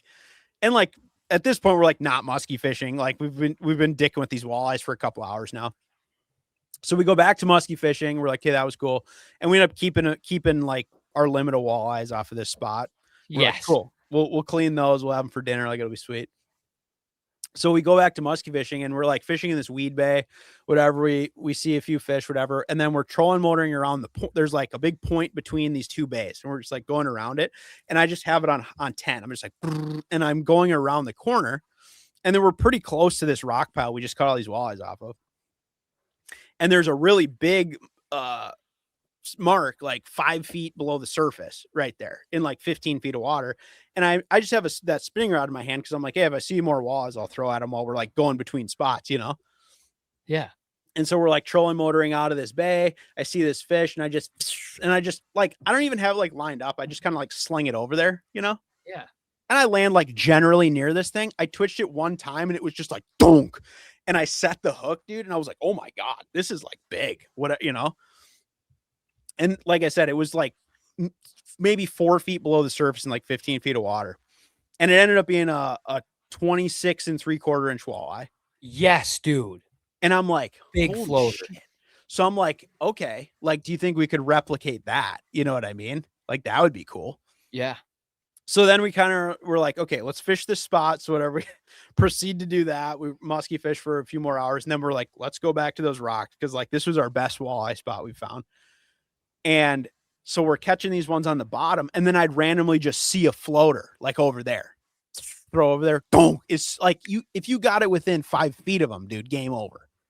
Like they were that aggressive. And these ones on the bottom were like, you really had to work them a lot to get them. These high up ones, like I said, they're like within 5 feet of the surface. You'd see them, you throw over there, game over. And so I throw at this one. It was like the biggest mark we saw. I throw over there, and I'm like, and I have it on for like 2 seconds, and it comes off, and I'm like, oh, that sucks. And then I look back over there, and it was still over there. Nicole throws in there, and she catches I just had it on, lost it, throw back in there, caught it. Dude, I'm like, is this real life? It was, so it wasn't as long, but it was way big. It was like a 25 something. So you guys just got into like absolute electric walleye fishing. Yes. Yeah. And this is like, keep in mind, it's 100 degrees, and this is in the absolute middle of the day. That's insane. You're not like waiting for the sunset. And there are no clouds, dude. This is high sun, 1 in the afternoon. We're just piss throttling walleyes. And yeah, so like we'd take a break from musky fishing and just like go pound walleyes for a little bit. So I was kind of blown away at like how much walleye action we had, which granted it's like Canada, right? It should be good, but I was just like, dude, it was like automatic. Like good. Yeah. So we end up let's see, catching a few more muskies, kind of in our same stuff. We're like running, we have like probably 10 weed bays that we're just like rotating through. And then we're like, okay, we're gonna explore because this lake is huge, right? There is so much water there. And there's a couple sections of it that have so most of it's really dirty. There's a couple sections that have extremely clear water. And I've only been to a couple of them. And so there's this one particular section that I always heard was good muskie fishing. And I'm like, okay, well, let's just check it out. I've never been there. Like, don't know much about it. I just know at one time somebody was telling me about this. So I'm like, let's check it out. And it's like, it's sketchy running around because the maps are not good of these places. And so we take our time getting in there and we go and check it out. And we don't end up running into any muskies, but we found this bay that was just absolutely piss loaded with pike, like tons and tons of pike. Is there a ton of weeds in there? Oh yeah. Yeah. It was real. And the water is real clear, really clear. So we're catching them on musky baits and stuff. But then I had brought along a fly rod and I'm like, cause I think I was talking about that on the pod too, when Solski was on and I was like, oh dude, I want to try this. So, and like, dude, I haven't fly fished in a long time. Right. And Nicole loves to fly fish too, but again, like hasn't done it in quite a while. And so we're there and we're like, okay, so I got this fly rod. We get it all set up, put this fly on there. And like, we're absolutely like both like absolute dog shit at casting. Right. Yeah. So we're like getting, practicing a little bit, like, okay, let's get it. So we can at least like sling it out there a way. So we're fucking with that. And, so we're trying. We're like, we just got to catch, like you pick up a bucktail, it was automatic. Boom, boom, boom, boom.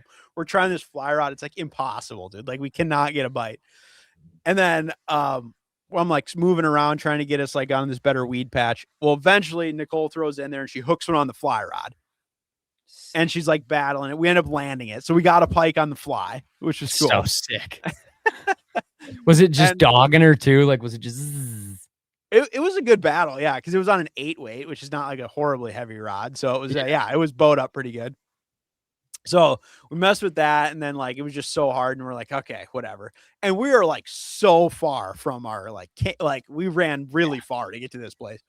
So we messed with it for a while, and like it was such a hot day, and like, dude, it was just hard. Like every day we brought like almost 2 gallons of water on the boat every day, and we were just pounding it, dude, like gone. Yeah. And it was just like the heart, because it was like you fish all day, you're trying to drink all this water, like you're getting sunburned like crazy. Like we're just trying to like sunscreen up this whole thing.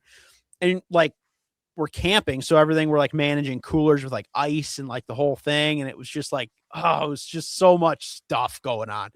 Cause we're trying to fill up everything with ice in the morning. So you have like cold water to drink all day. And like, dude, it was just tough. And so we get back to our camp. So the place we're staying at, they have cabins. They have a couple of places where you can like camp, like tent camp, like we're doing.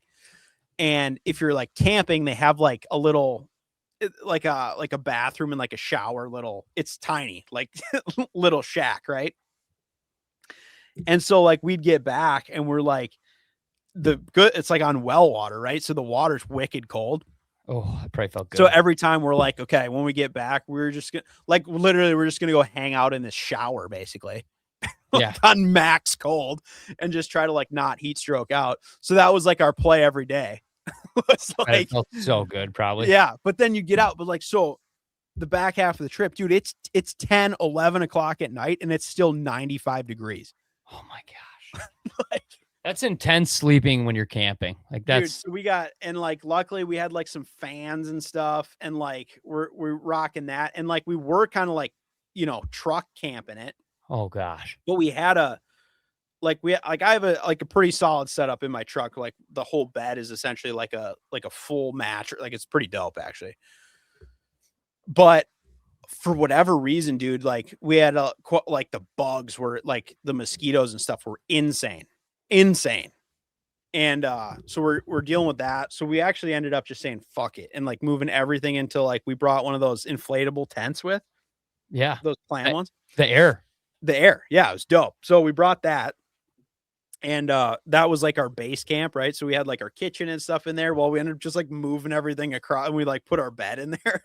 Yeah. And we're like, we're living in this thing. So we like unzipped all the walls. So it's just like a screen thing, you know, and we're like, got all these, we got the fan ripping and like, dude, it was brutal to be honest.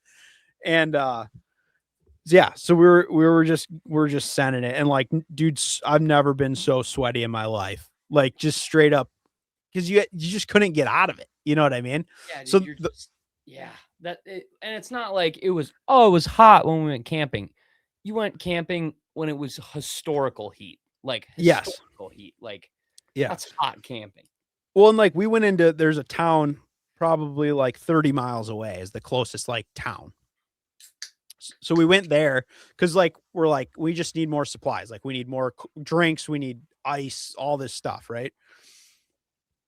And we went there, and so the guy that runs the resort is like he went there because he's like some of the cabins were like so hot, like they don't have like air conditioners and stuff. Yeah, like And why would they need them? You know, right?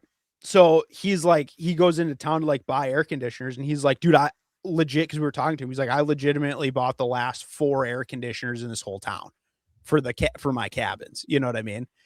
And like every single place in town is sold out of ice. So like everything is sold out of everything cold, dude. Like wow. It was unbelievable. And then, so and I didn't know this at the time, but I'm like, kind of like, holy shit. So there was actually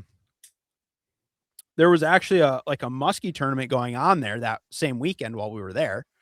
And I was like, oh my God. And, so I saw like the results from that and it was like, it looked like kind of tough. And like I said, this wasn't like our most epic trip we've had, but we did like pretty good. You know what I mean? And we caught some nice fish and we ended up catching 7 muskies, which is like, I think like pretty good, you know, for there. And a lot of, you know, nice pike and a bunch of big walleyes. So we had like a fun trip. Epic trip, dude. But I would say like, dude, I was saying I think the water had a lot to do with how they were biting. Like even the ones we caught were really just like, they were like beak hooked. Like they weren't like really eating the bait really good. Yeah. They're just probably hot. So we caught, like I said, we got 7 in the net, but I think we hooked and lost probably at least that again. Like we had them on and dumped them. So we probably had a legit shot at like 14 to 15 fish that we had like hooks in, which would have been epic, right? Like probably best trip ever. But like, dude, it was just so weird. Like you'd see just the way they were biting, or you'd see one come in and they just kind of like swipe at it. Like just the weirdest behavior I've seen there. But dude, we had so much fun. And like, granted, like the, oh my God, it was so hot. And like the bugs, like that stuff you forget about pretty fast, but like, it was actually kind of like a totally different experience this time, which I think we'll remember for a long time. But like, dude, so much fun. And like, there were so many loons, dude. Really? Yeah. And like, I'm talking like groups of them, like on the lake, you'd see like 6, 8 of them all together grouped up. Like I've never seen that before. And they were just going ham, dude. Absolutely going off. So it was pretty fun.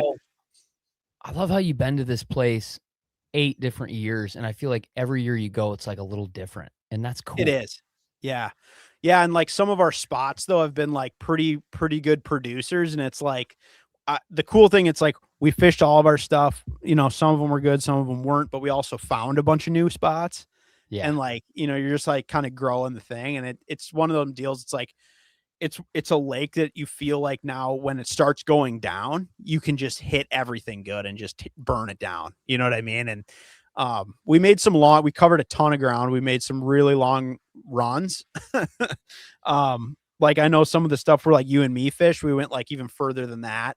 Yeah. Like we definitely, we covered some ground, dude. And we saw a lot of cool stuff. But yeah, the muskie fishing was fun. And like, if you haven't muskie fished in Canada and I suppose like Lake of the Woods is like that too, but like some of these places that get a little less fishing pressure, you know, where you can like legitimately go and really not see anybody else fishing muskies like so sick at all is pretty cool. But yeah, dude, that tournament was not even on my radar that it was a thing. And we actually we saw a bunch of boats in town that had like like numbers on their motors and stuff. And we're like, Yeah. oh, that's interesting. And I ended up finding out later that it was this tournament. I looked up the results and everything, and like they actually didn't catch them very good at all. What was in the that. biggest fish? The biggest fish in that tournament was a 46-incher. What was Which your is like biggest fish? like 44. Yeah. But it was only two. The person that won only had 2 fish. Oh, really? They had like a 42.5 and like a 37. Oh, you guys, dude, Yeah. you guys would have competed. Yeah. So I think we would have so I'm like, okay, that one's on my radar now because I'd totally go up there for that. Like it was super cool. But yeah, dude, I'm just trying. I feel like there was something else I was like, oh, damn. But yeah, we had an epic time, dude. And like I don't think I really sent you much of any pictures from it, but I will say I did continue. You and me started this, and we've been continuing making those burrito tacos every year since you and me went. And dude, we made that the one day out of mule deer shoulder. Yeah. Please tell them the recipe. That was so I hadn't been on like really many muskie trips before, and even like my parents are not huge into fishing by any means, but definitely like no fishing and respect it and everything. But that was the first thing I brought up to my dad when I got home from that trip with Really? Brian. I go, dude, we went camping, and I think I had one of the best meals I ever had in my life, dude. Brian made mule deer. And my dad goes, I heard mule deer isn't that good. I go, no. Well, I can say you're wrong. How we made it, or how Ryan made it, was like the best I've ever had. And it was bone in. Now, please just squeal all the details on this, because this is like this was one of the best meals I've ever had. Dude, like regardless of camping or anything. It was so good. Yeah. So, and the cool thing about it, it's like you in a slow cooker. But so again, we're camping. Granted, this place we're staying at has power. So there's like, you have basically an extension cord going to your tent. So we threw that in there, but I brought the slow cooker. We brought a mule deer bone in shoulder blade, right? Like the whole thing. So it's quite a bit of meat, but like threw that thing in the crock pot in the morning with like, some onion and then like a bunch of beef broth. And, how are you seasoning this? So it's like chili powder, like a ton of chili powder. They make like birria seasoning, which I've used some, like when I'm on a camping trip, you can like get that. But otherwise it was like, you'd take like dried chilies and like blend them up with like beef broth and make like almost like a chili base. Right. Yeah. But it's basically like heavy on like chili powder, crushed red pepper flakes, some soy sauce, apple cider vinegar, and then like cumin, garlic, pretty much just like any Mexican flavoring. And then a bunch of oil is like the key to it. So you put in like a whole bunch of like olive oil or vegetable oil in there. And then we just let it roll all day. So like I plugged it in at like 6 a.m. Yeah. So it cooked all like till 10 o'clock at night. You know what I mean? So it's in there for 14 hours. Right. So it like breaks it down so much. Like it's the most tender meat. So you literally grab the shoulder blade and just like pull it out, and it's like clean, 100%. And so then basically this meat's slow cooked in this awesome like juice all day. You just take it out, shred it super easily, and then add in a bunch of that liquid into it to kind of make it like a saucier, like juicy meat. So juicy, super juicy. And then I got like a stove with a frying pan, like ripping hot, and you just take a corn tortilla and you dunk it in the slow cooker in that like oil that's on the top in there. And then you slap it in the pan, put a bunch of we use that like Chihuahua cheese. It's like a Mexican, like shredded cheese or whatever. Sprinkle that on there, put the meat on top of it, fold it in half, and you like crisp it up on both sides. And then once you take them off, you open them up and you put white onion and cilantro on the inside, close it up, game over, dude. So we ripped those the one night, dude. And it was like, you get off the water and you're just starving. Well, yeah. And you're just like, dude, muskie fishing.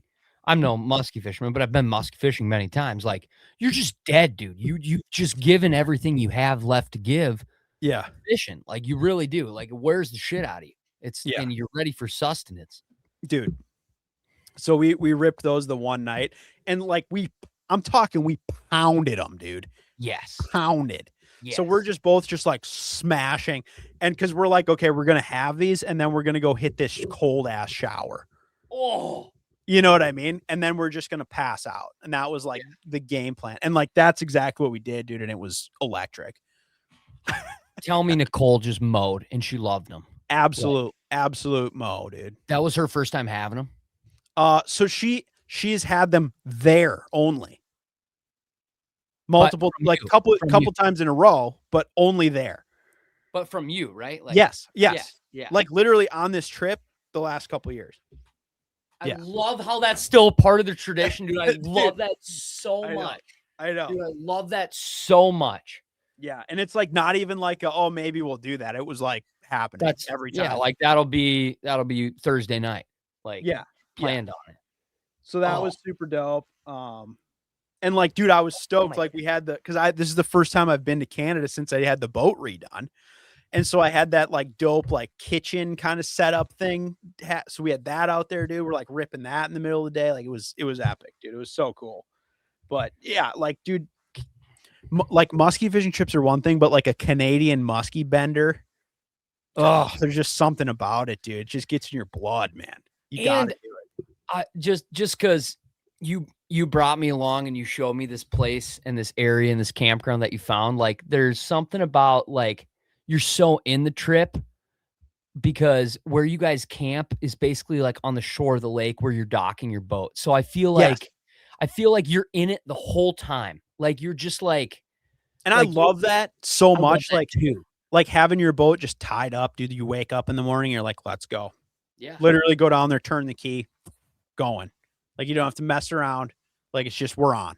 Like right where we left off. Your only problem is there might be a little dew on your seat. Besides that, we're going. Like you walk down there and there's just dew all over your reels and rods, and you're like, yes, dude, we're up in the morning. We're going freaking fishing. The coffee is hot. Let's freaking go.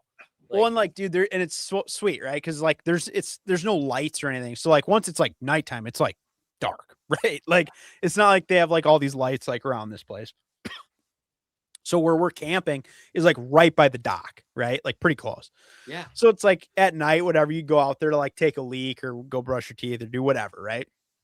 And you just like end up walking down like on the gravel, like above the thing. And it's like, because this was like pretty close to the new moon, right? So there's just no moon. It's like crazy stars in the whole thing. But this is my favorite part about like these places. And like, unless you've been to one of these, you don't really like, there's something special about it. Cause it's like, it's so dark. All you can see is kind of like maybe some lights reflecting from another camp across the lake or whatever. And then there's just just the dock sticking out. And all you see is the glow of the plugs on every single like boat slip. Cause like, you know, the extension cord ends light up and it's like, you're there and it's just like this whole thing. And the loons are just going ham and you're like, we're there, dude. Like we're in it. But dude, that ties full circle about how like, you come back in the office on Monday and you're like, I'm not here mentally at all. No, I'm not even. Like, what do I do here? I'm 500 miles away from here, dude. Like, yeah, it was an awesome trip, and yeah, we caught some beautiful. I'll post I'll post a bunch of pictures. We got some awesome muskie photos and some cool stuff. So, yeah, dude, it's like one of my favorite trips of the whole year. Like I look forward to it every single time. And like I'd love to go, but I'd love to fish there in the fall. Like I just think it would be so cool to be there in like September or October. I feel like you have to do it, dude. Like you guys have to do it sometime. I know. We talked about it. So bitey, dude. I know. And like the weather's probably incredible, especially for camping. Yes. Because like coming off of this one, you're like, wow, we should come here like any other time, probably.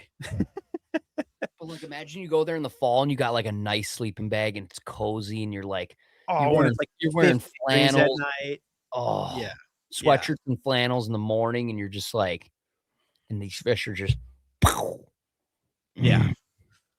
No, it was super fun, but yeah, we had I would say as good of fishing as we could have hoped for while we were there. All the gear went good, but here I gotta say this because I was gonna bring this up before, but yeah. So like on our way home, like it's a pretty long drive. So you're like, okay, and the last day we like fish. We don't just like get up and like pack up our stuff. So we fish and we're like, we need to leave by 1 o'clock. Like we have to be like driving by 1 o'clock. We have to. Well, of course we get out there and like the fish are pretty bitey. Yeah. And we're like, oh my God, like we have to hit everything we know. Right.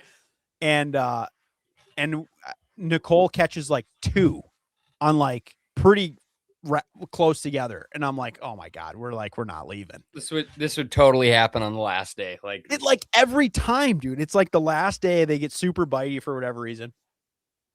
So we're banging around and okay, check this, check that, boom, catch one, boom, catch another one. Oh my God, it's going down like shit. Like we're moving fish and we're like, okay, we got to do this. We got to do this. How long is it going to take us to take down camp? Oh, not that long. Okay, cool. We'll fish a little longer. We'll fish a little longer. I can just picture these conversations. Like I just like literally know, like, as you're casting, like, well, yeah, but honestly, like, what do we got to do? Like deflate this, but we'll pack that up there and throw there. Like, oh yeah, well, we basically cleaned up cooking from last. Oh yeah. Yeah. Like, it's not like I basically just like push it in the truck and drive away. Like, yeah, I know these conversations. That's so freaking funny. So we're hashing all this out, and eventually it's like, all right, we gotta go. Like we're one more spot. This has got to be our last spot. And so we hit it, nothing happens, and we're like, okay. And we're about to like run back, and then like Nicole starts like, she's like, like your boat's just trash, right? There's lures everywhere, all this shit. And it's like, we could just leave it and go, but it's like, oh, let's just put all the shit back. Like we've never put anything in a box ever. And all of a sudden it's like, oh, we should probably like organize all these tackle and stuff. Yeah. So we're like sitting on Spotlock, putting all these baits away and shit. And so we're dealing with all of that. We run back, and of course now it's like 100 degrees outside. Yes. So you get back and you're just dying. And we're like trying to do all this stuff. And we're like, okay, this and that, and deflate this tent. There's 10 million flies in it because we left the door open now. And it's like, oh my God, like this is like all this stuff. So we get out of there late. So we're driving. And if like north of International Falls, when you're going up, you get on this like highway, road, whatever, it's 502, right? And it's like, it's 2, like 1 lane each direction kind of thing. And there's like the center line and then like the lines on the shoulder, and like 1 millimeter outside of that line is just like in shambles. Like it's like I don't know what happened to the pavement, but it's like like you cannot get like a millimeter off of this lane, right? And so you're just like driving, and this is like, we got a long ways to go once you get off this road to make it home, right? Yeah. And we're going down this, and at some point, like this, like I said, this road is in not good condition. And at one point, the trailer like it hits like a little ledge in the pavement. And like I feel like boom, like hit it like pretty substantially, right? And I'm like, okay, we got to keep an eye on that. Like we got a lot of hours of highway driving. Take a quick look at that every once in a while. Yeah, and like I have a spare tire, like okay, but like be really awesome. Be really awesome if I didn't have to do anything. So we're driving, we're doing this whole thing. All good. We make a gas stop. We get some food. All good. We're driving. And now it's like, you just watch the arrival time on the maps getting longer and longer. And you're like, oh my God, it's going to be so late when we get home. And like, we both got to work the next day. Like, this is going to be just awful. And so we make it to my house. Okay. I literally like pull up to my thing. I back in the driveway. And Nicole's like, because she was like, I have to go home tonight. Like she works like crazy early in the morning too.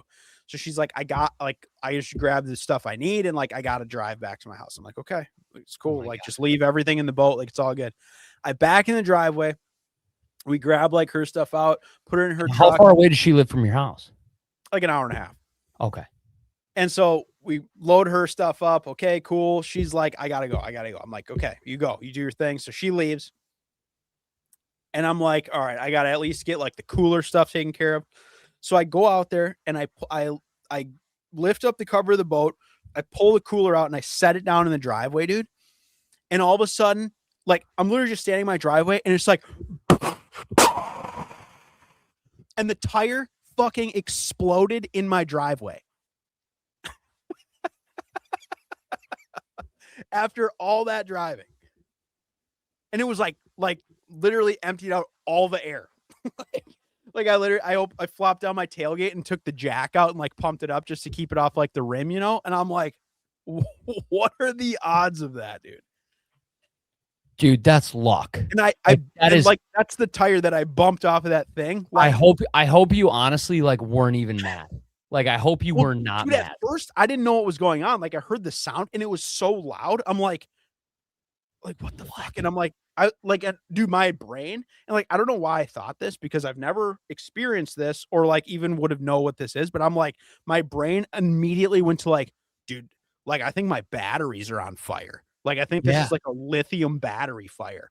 Yeah. Like, which obviously was not, but I just thought it was the craziest thing. Like, and like, I had been home for probably 20 minutes at this point. That's like so weird. We loaded up her crap. I went in the house, whatever. Like tires don't pop like that. I don't know, dude. That's so luck, dude. I hope you were not even mad for a minute. No, you, like, I was not. I texted Nicole right away. I'm like, you won't even believe this. So whatever. I got to get a new trailer tire still, so I'll probably dick with that this weekend or something and get a freshie on there. But I was like, that was super lucky. Yeah. Pretty stoked with that. But yeah, so coming off of that, and now the water's way too hot to even musky fish down here. So it's going to be a couple weeks, I think, before we hit it again, unless because I don't even know where we'd go. Because the last day, the water got so hot up there, it was like, I don't even know, because it was going to still be that hot for several more days. I'm like, it's going to be over 80. It's going to be over 80 every day in the water. Like musky fishing is probably like shut down now, basically, unless you Pretty are much extremely far north. Yeah. Yeah. So I don't know. I mean, I'm sure people are still out doing it, but it's like, probably shouldn't be, you know.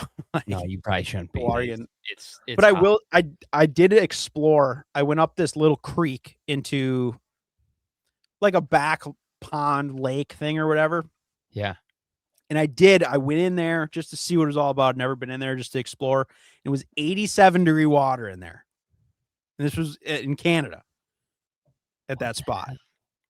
87, dude. I was like, bath water straight up. What? Incredible. Incredible. It shouldn't be like that. No. Is there anything living in there? Any pike?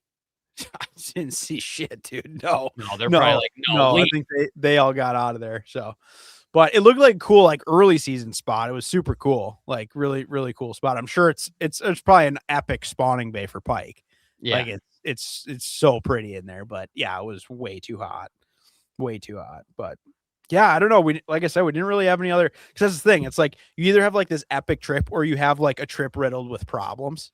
Yeah. You know, and like we had an epic one. It was just so hot. It was kind of the major thing. And like, I know even the dude in that was running the place, he's like, I don't know how you guys are like sleeping like out there or whatever. We're like, we're just surviving, man. You're like, we're not.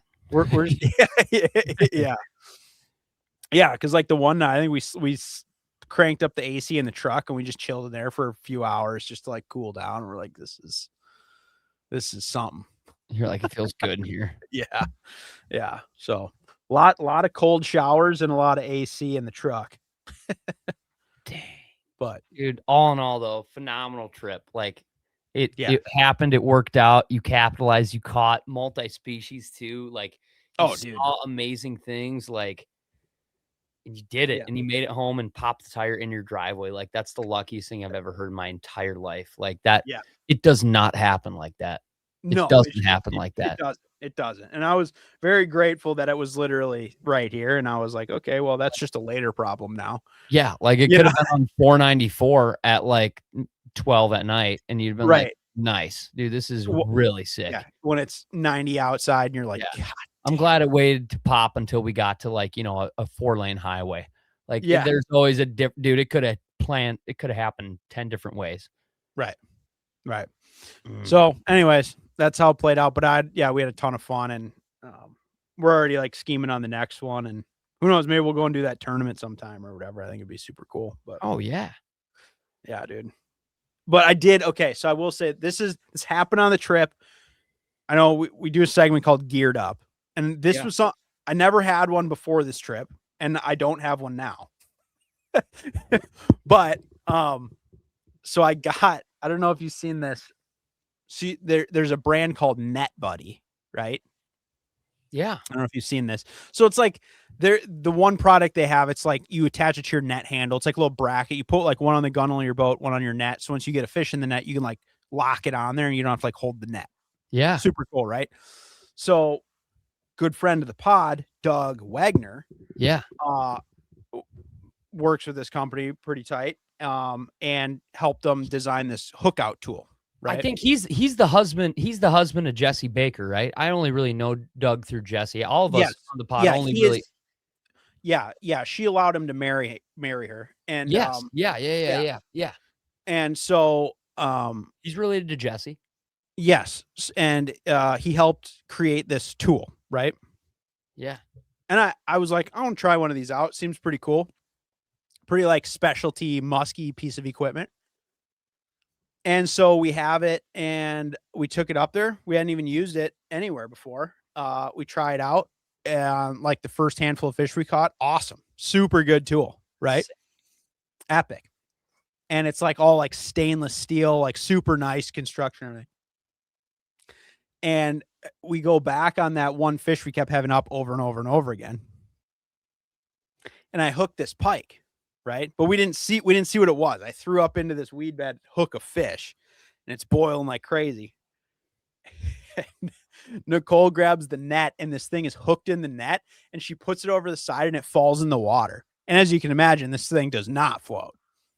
No. So we had it for like the first couple days of our trip, and then we donated it to the lake. Well, I'm not understanding what this is. I thought it was just like a bracket that you mount on your boat. Okay, and it went into the net handle and just goes and it clicks in, right? So that's the Net Buddy. That Net Buddy company also makes this tool that Doug helped them design. Okay. Which is a hook out tool. Oh. It's two different products, same company. So anyway, this Net Buddy hook out tool is awesome. Okay. But you got to like put a tether on it or like attach it to your boat or a float, something. Because like it literally got hooked on the net. And then we went to use the net. And as you can imagine, it didn't go well. Yeah. So that's how that went. Awesome tool, but highly sinkable. And I now it's a road trip. I messaged Doug right away, and I was like, by the way, Nicole's mad at you for making this tool sink so fast. So this is your fault in some way. Absolutely. Yeah. Yeah. Jesse, actually, it was her idea to make it float. And Doug's like, no, let's make it sink. He's like, no, we're not doing that. So anyway, check that. I highly recommend if you're a musky angler, check that tool out. It's wicked expensive, but it's really good. It's super dope, and it will definitely save you from getting a hook in your hand a lot for sure. So whatever. We got a new one comment.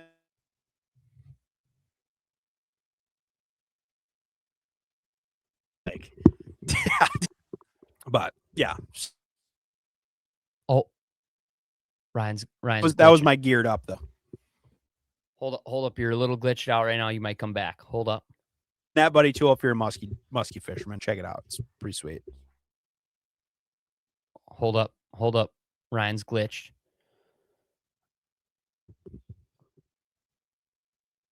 Oh boy. Okay. I'm back. Oh.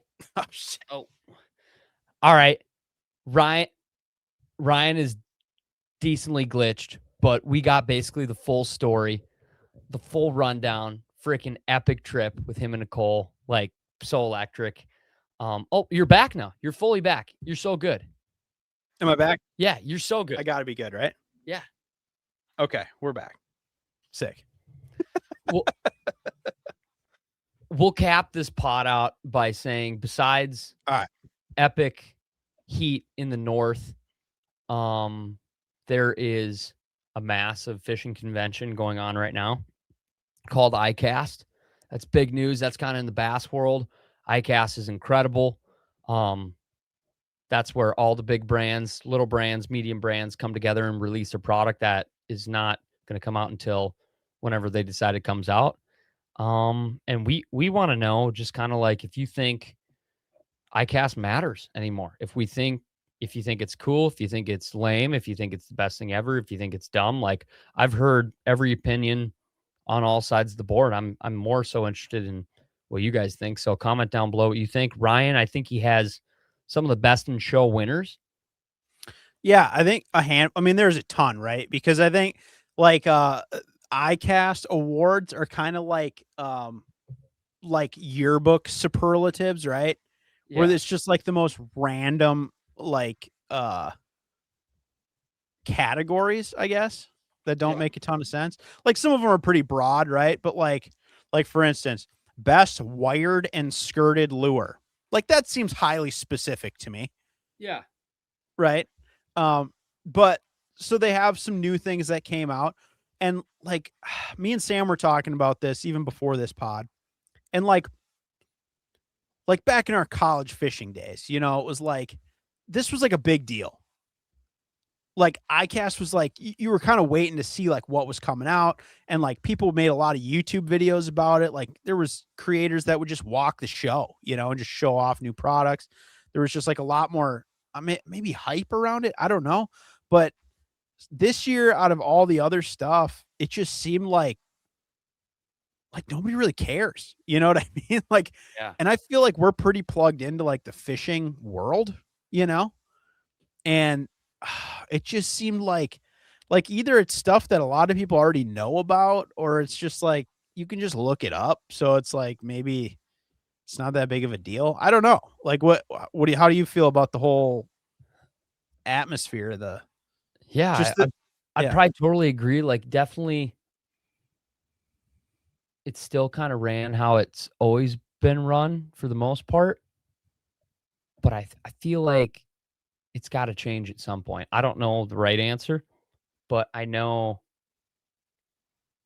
think there's a little bit of magic that's gone from it, and probably just because we have full access with the internet and all the social medias now that like we've seen this, or we knew about this, or we can look it up, or we don't need ICAST for this to be released here anymore. There's, you know, a company can release something on their own time and their own dime, and we'll hear about it and see it. Like when before this was kind of like the only place, like if you're about to launch something, this is where you launch it. And nowadays it's kind of like, nah, you can make your own ad campaign or marketing strategy and then just launch it, and it can be sick in its own way. You don't need to wait for a show. So I don't know. I still have a lot of respect for ICAST just because it's a longstanding history and a large part of our sport where new innovation comes about. And that's what I love. I do love new innovation in our sport. Like that's what keeps the sport going. Like that's what keeps pushing the activity of freshwater and saltwater fishing is people inventing new stuff and pushing the envelope. But at the same token, I feel like the old way of ICAST might not be the best way to push forward. I think there's a better way. And I mean, it is like an industry trade show, right? So it's like it's not open to the public. So it's not like people can just like go to this thing. Yeah. So it's like, okay, so then if you're that interested in it, like you have to follow, I guess, creators that you already know are going to be there so you can see the videos. Like if you really care about like seeing the stuff. But then, I mean, you know, it's like, I mean, the show, I think did it just get over like yesterday or something? Or does it go, or does it go all week? Tomorrow? Maybe it's either one, but like, you know, like Tackle Warehouse already has all this stuff posted up. You know what I mean? Like you can see all this new stuff, right? I mean, but I think there is some magic still on, like, granted, maybe the bass fishing scene is kind of like maybe not as, you know, what it was before, but like there's still like ICAST is way more than just bass fishing, right? Like it's all aspects of fishing. So there's still a lot of really cool saltwater stuff and salmon fit, like everything you can imagine, right? And so I think we only get to really see a small sliver of what's actually going on there, which is interesting. So it's like you got to kind of search around to find some of this stuff, and some of it's not horribly exciting. You know, some of the stuff's like new braided line, a new chatterbait, like stuff like that. Okay. But obviously, dude, this like the koiki urchin stuff is just overwhelming, right? Like they have all these accessories, all this new rigging, all this stuff. And part of me is like, I've seen some videos, some of these creators talking about, especially like a lot of this stuff is kind of getting like rushed to market. Everyone's trying to jump on the trend while it's there. Yeah. And I think that's super interesting that even in like, the industry space like that, like people can get super trendy and just jump on that. And like all these companies are like, we need to make a special tackle box for this. We need to come out with our own version of that bait. We need to do all this stuff. And maybe it's, is that producing the best products? I don't know. It's just like a faster world we live in nowadays, opposed to, like when we were in college, or opposed to just what we grew up with. It's just like everything's faster. You know what I mean? Like Everything. you can't just put out an epic fishing video or ice fishing video. Like it needs to be extremely interesting, epic, something crazy happened to the time and the date, close in proximity to when this happened. Same thing with a bait. You can't, like, everything's very trendy nowadays. Like a trend is here today, gone tomorrow, but when it's here, it's hot. It's red freaking hot. Like, I mean, I find myself on it, like because of you and because of the world of what we've seen on social media. Like I'm throwing a freaking urchin in Minnesota at spots that I'd never throw that at. And I still kind of half believe it, half but not, but it's catching fish. And I'm like, damn. So it is. Yeah. It's interesting. Well, and like, okay, you got all these crazy products coming out. So like some of them are maybe like cool if you're in the industry, but as like a consumer, like you see them and you're like, okay, a new chatterbait, like cool, Yeah. But I think it's so interesting. Like, there's all this stuff. Like, obviously, like the talk of the thing is this like live scope 2, right? This like new generation, like crazy live scope deal. But then you see, this is what's cool. Best fishing accessory out of all the things that, could have been out there, like in the accessory category. Yeah. So this just makes me smile. It is this is a Rapala product. It is a high capacity line remover, so you can strip line from multiple reels at the same time. $19. I got to see this product. It's just like like they used to, OG had like this little line stripper tool that was like two little sandpaper like things that went together and your line went between them and you push it and it like ripped it off. This looks like a Gen 2 of that, but you must be able to do multiple reels at once. But like shit like that, I'm like, that's awesome that it still plays, Yeah. Like, That's actually awesome. Yeah. Yeah. But yeah, dude, like, I don't know. Like I even went through, so those are like a lot of the best of show things.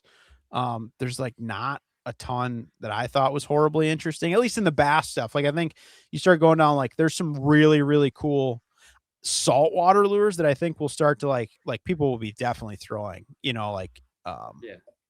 but there are some really cool, obviously there's a bazillion of those like urchin things, but there's some pretty cool looking new hard baits. Like especially in like the top water category that obviously I'm just seeing photos of them, but I'd be like really curious to see them in action. You know what I mean? Like they just have such unique shapes. Like I had scrolled through in this one, like it's a head and spook stick crawler. And it's like, it looks like some sort of hybrid, like it's like a jerk bait body with like a chatter blade that's like attached to the head. Like it looks crazy, dude. Like some of these new baits, like I don't know how they're even coming up with some of these designs at this point. Cause it's like a lot of it's got to be like JDM kind of like influenced stuff, but like, yeah, just weird, like just combos that you've just never really seen before, But it's amazing to think though, out of like, dude, like how many bass lures are there? So many. I mean, there's thousands and thousands and thousands of types of baits, and every year they're still coming up with new ones. That's and it's like the old ones all still catch bass, by the way. Yeah. You know what I mean? So it's like, as much as all these new trends come out and like there's all this stuff, it's like you can still catch them on like a pre-rigged purple and white polka dot worm. You know, Serious. like all that stuff. But yeah, I don't know. Like if you get a wild hair, scroll around, especially on Tackle Warehouse does an awesome job of this. Like shout out Tackle Warehouse for always being like kind of the plug on this stuff. But like they're on the ball with like all this new stuff, and they just organize it well so you can really see like what's coming. But you do have to do some digging for some of the other stuff. Like I said, like the saltwater stuff or whatever, you kind of got to poke around online for like iCast releases and stuff. But there's some really cool baits and companies out there that I don't think people have really heard of much at all, unless that's like your world, right? Yeah. That I think, God, if you're just like, I guess this is just how I think about it. Like, I just love unique stuff, like, which is probably why I like making a lot of my own lures and stuff. But like, I just like throwing stuff that nobody else has really. And that's why there's a mystique to that just feels right. Yeah. Or like out of context lures. Like I even feel like even in musky fishing or even like bass. And like, I feel like I throw like some like saltwater stuff that I just have like found, you know, along the way that you're like, this is just a cool lure. And like, it works good. Like you catch fish on them and like, I don't know. It's just one of them things. It's like, I think you can find unique things if you're just willing to poke around a little bit, but the only time it's easy to find this stuff is like around now. These iCast releases are when they actually post videos about them. So if you're looking for something kind of out of the norm, I would super suggest looking at some of the saltwater iCast release lures and tackle and stuff. But dude, the amount of Koike related paraphernalia is shocking. Koike cast, dude. Koike cast. It's insane. And like you were just talking about, because in like Crush City has a new one too. Yeah. Yeah. That looks kind of similar to all the other ones, but it has a different internal. I haven't thrown one. I haven't played with one. I want to bad. Yeah. I did see a video about it because apparently it has it's like weighted. Yeah. Like it has glass in it, glass powder. Yeah. Seems super interesting. Could be dope. There's so many interesting inventions out there. And at the end of the day, it's all good. Like if like as much as anybody wants to poke fun at it, like it's all good because every company presses against each other to try to push the envelope a little bit better to try to obviously get the sale, which in turn pushes innovation and pushes one of these companies or two or three of them to come out with something that you go, that's a staple. That is the next stick bait. That is the next, original floater. That is the next chatterbait. Like, yeah, but we don't know it when we see it right away. Right. But like maybe 5 years down the road from now, we'll be like, oh dude, that was the Koike and this became the urchin bait or this became the chatterbait. Like, yeah. Well, I'm curious to see. It's like, give it a year. Like, where does this urchin thing land? Like, are we still just inundated by this, or is there like, what's the next thing? You know what I mean? Because that came on fast, dude. Like that was a couple months ago. All of a sudden, straight up, dude. Like I never threw one last year at all. Never threw a single urchin bait until this year. Yeah, and they were like available. Yeah, I will say, shout out our buddy Aaron Teal from Teal's Bass Galaxy. He runs an awesome podcast, but he's super tapped into the JDM world. I fished tournament against him late in the summer last year, and I watched him catch a largemouth and a smallmouth back to back, throwing a freaking ridiculous bait. And he showed me at the access. He's like, dude, don't tell anybody about this. And it was a weird JDM urchin bait. And I go, you didn't catch anything on that. He goes, okay. And I was like, I literally thought he's pulling my chain. This was last year in August or September. He was sitting right next to me. And I watched him catch these, but I didn't know exactly what he was throwing. And then he showed me it in the water, and I said, that's stupid. And it is. And I was like, that's super stupid. He's like, don't tell anybody. I'm like, I wouldn't. You're like, okay, yeah. I'm like, I won't. I don't want to sound dumb. And now this year happens, and I'm like, that's insane, dude. And now you can't even get them. It's like black market. Like you got. Yeah, no, it's wild, and like I think out of all of the trends that I've at least been alive for and seen, like this is the most like prolific one, dude. Like, yeah, it's very like every company is interested in doing it. Every angler, I feel like, has heard about it and seen it. Mhm. I mean, heck, dude, like Ryan, I don't even know if we sent you this because you were in Canada. Brock and I were out fishing, Mhm. just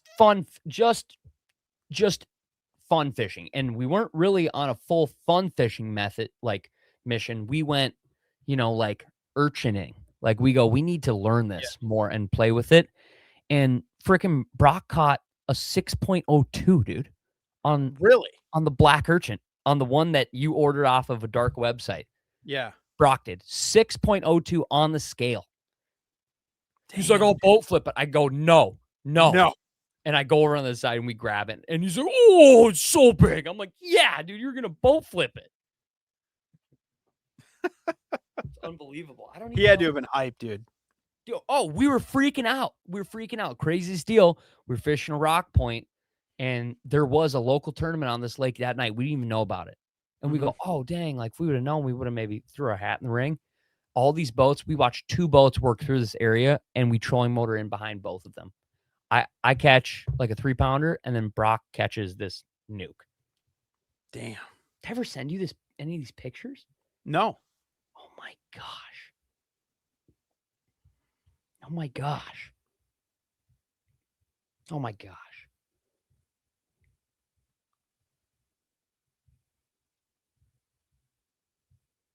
This fish was so big. And just total like rando. Just freaking shallow rock, dude. He was we didn't see this fish on Mega Live 2 or nothing. We were just throwing at random rocks, and he's working on the bottom, twitch. Just dang.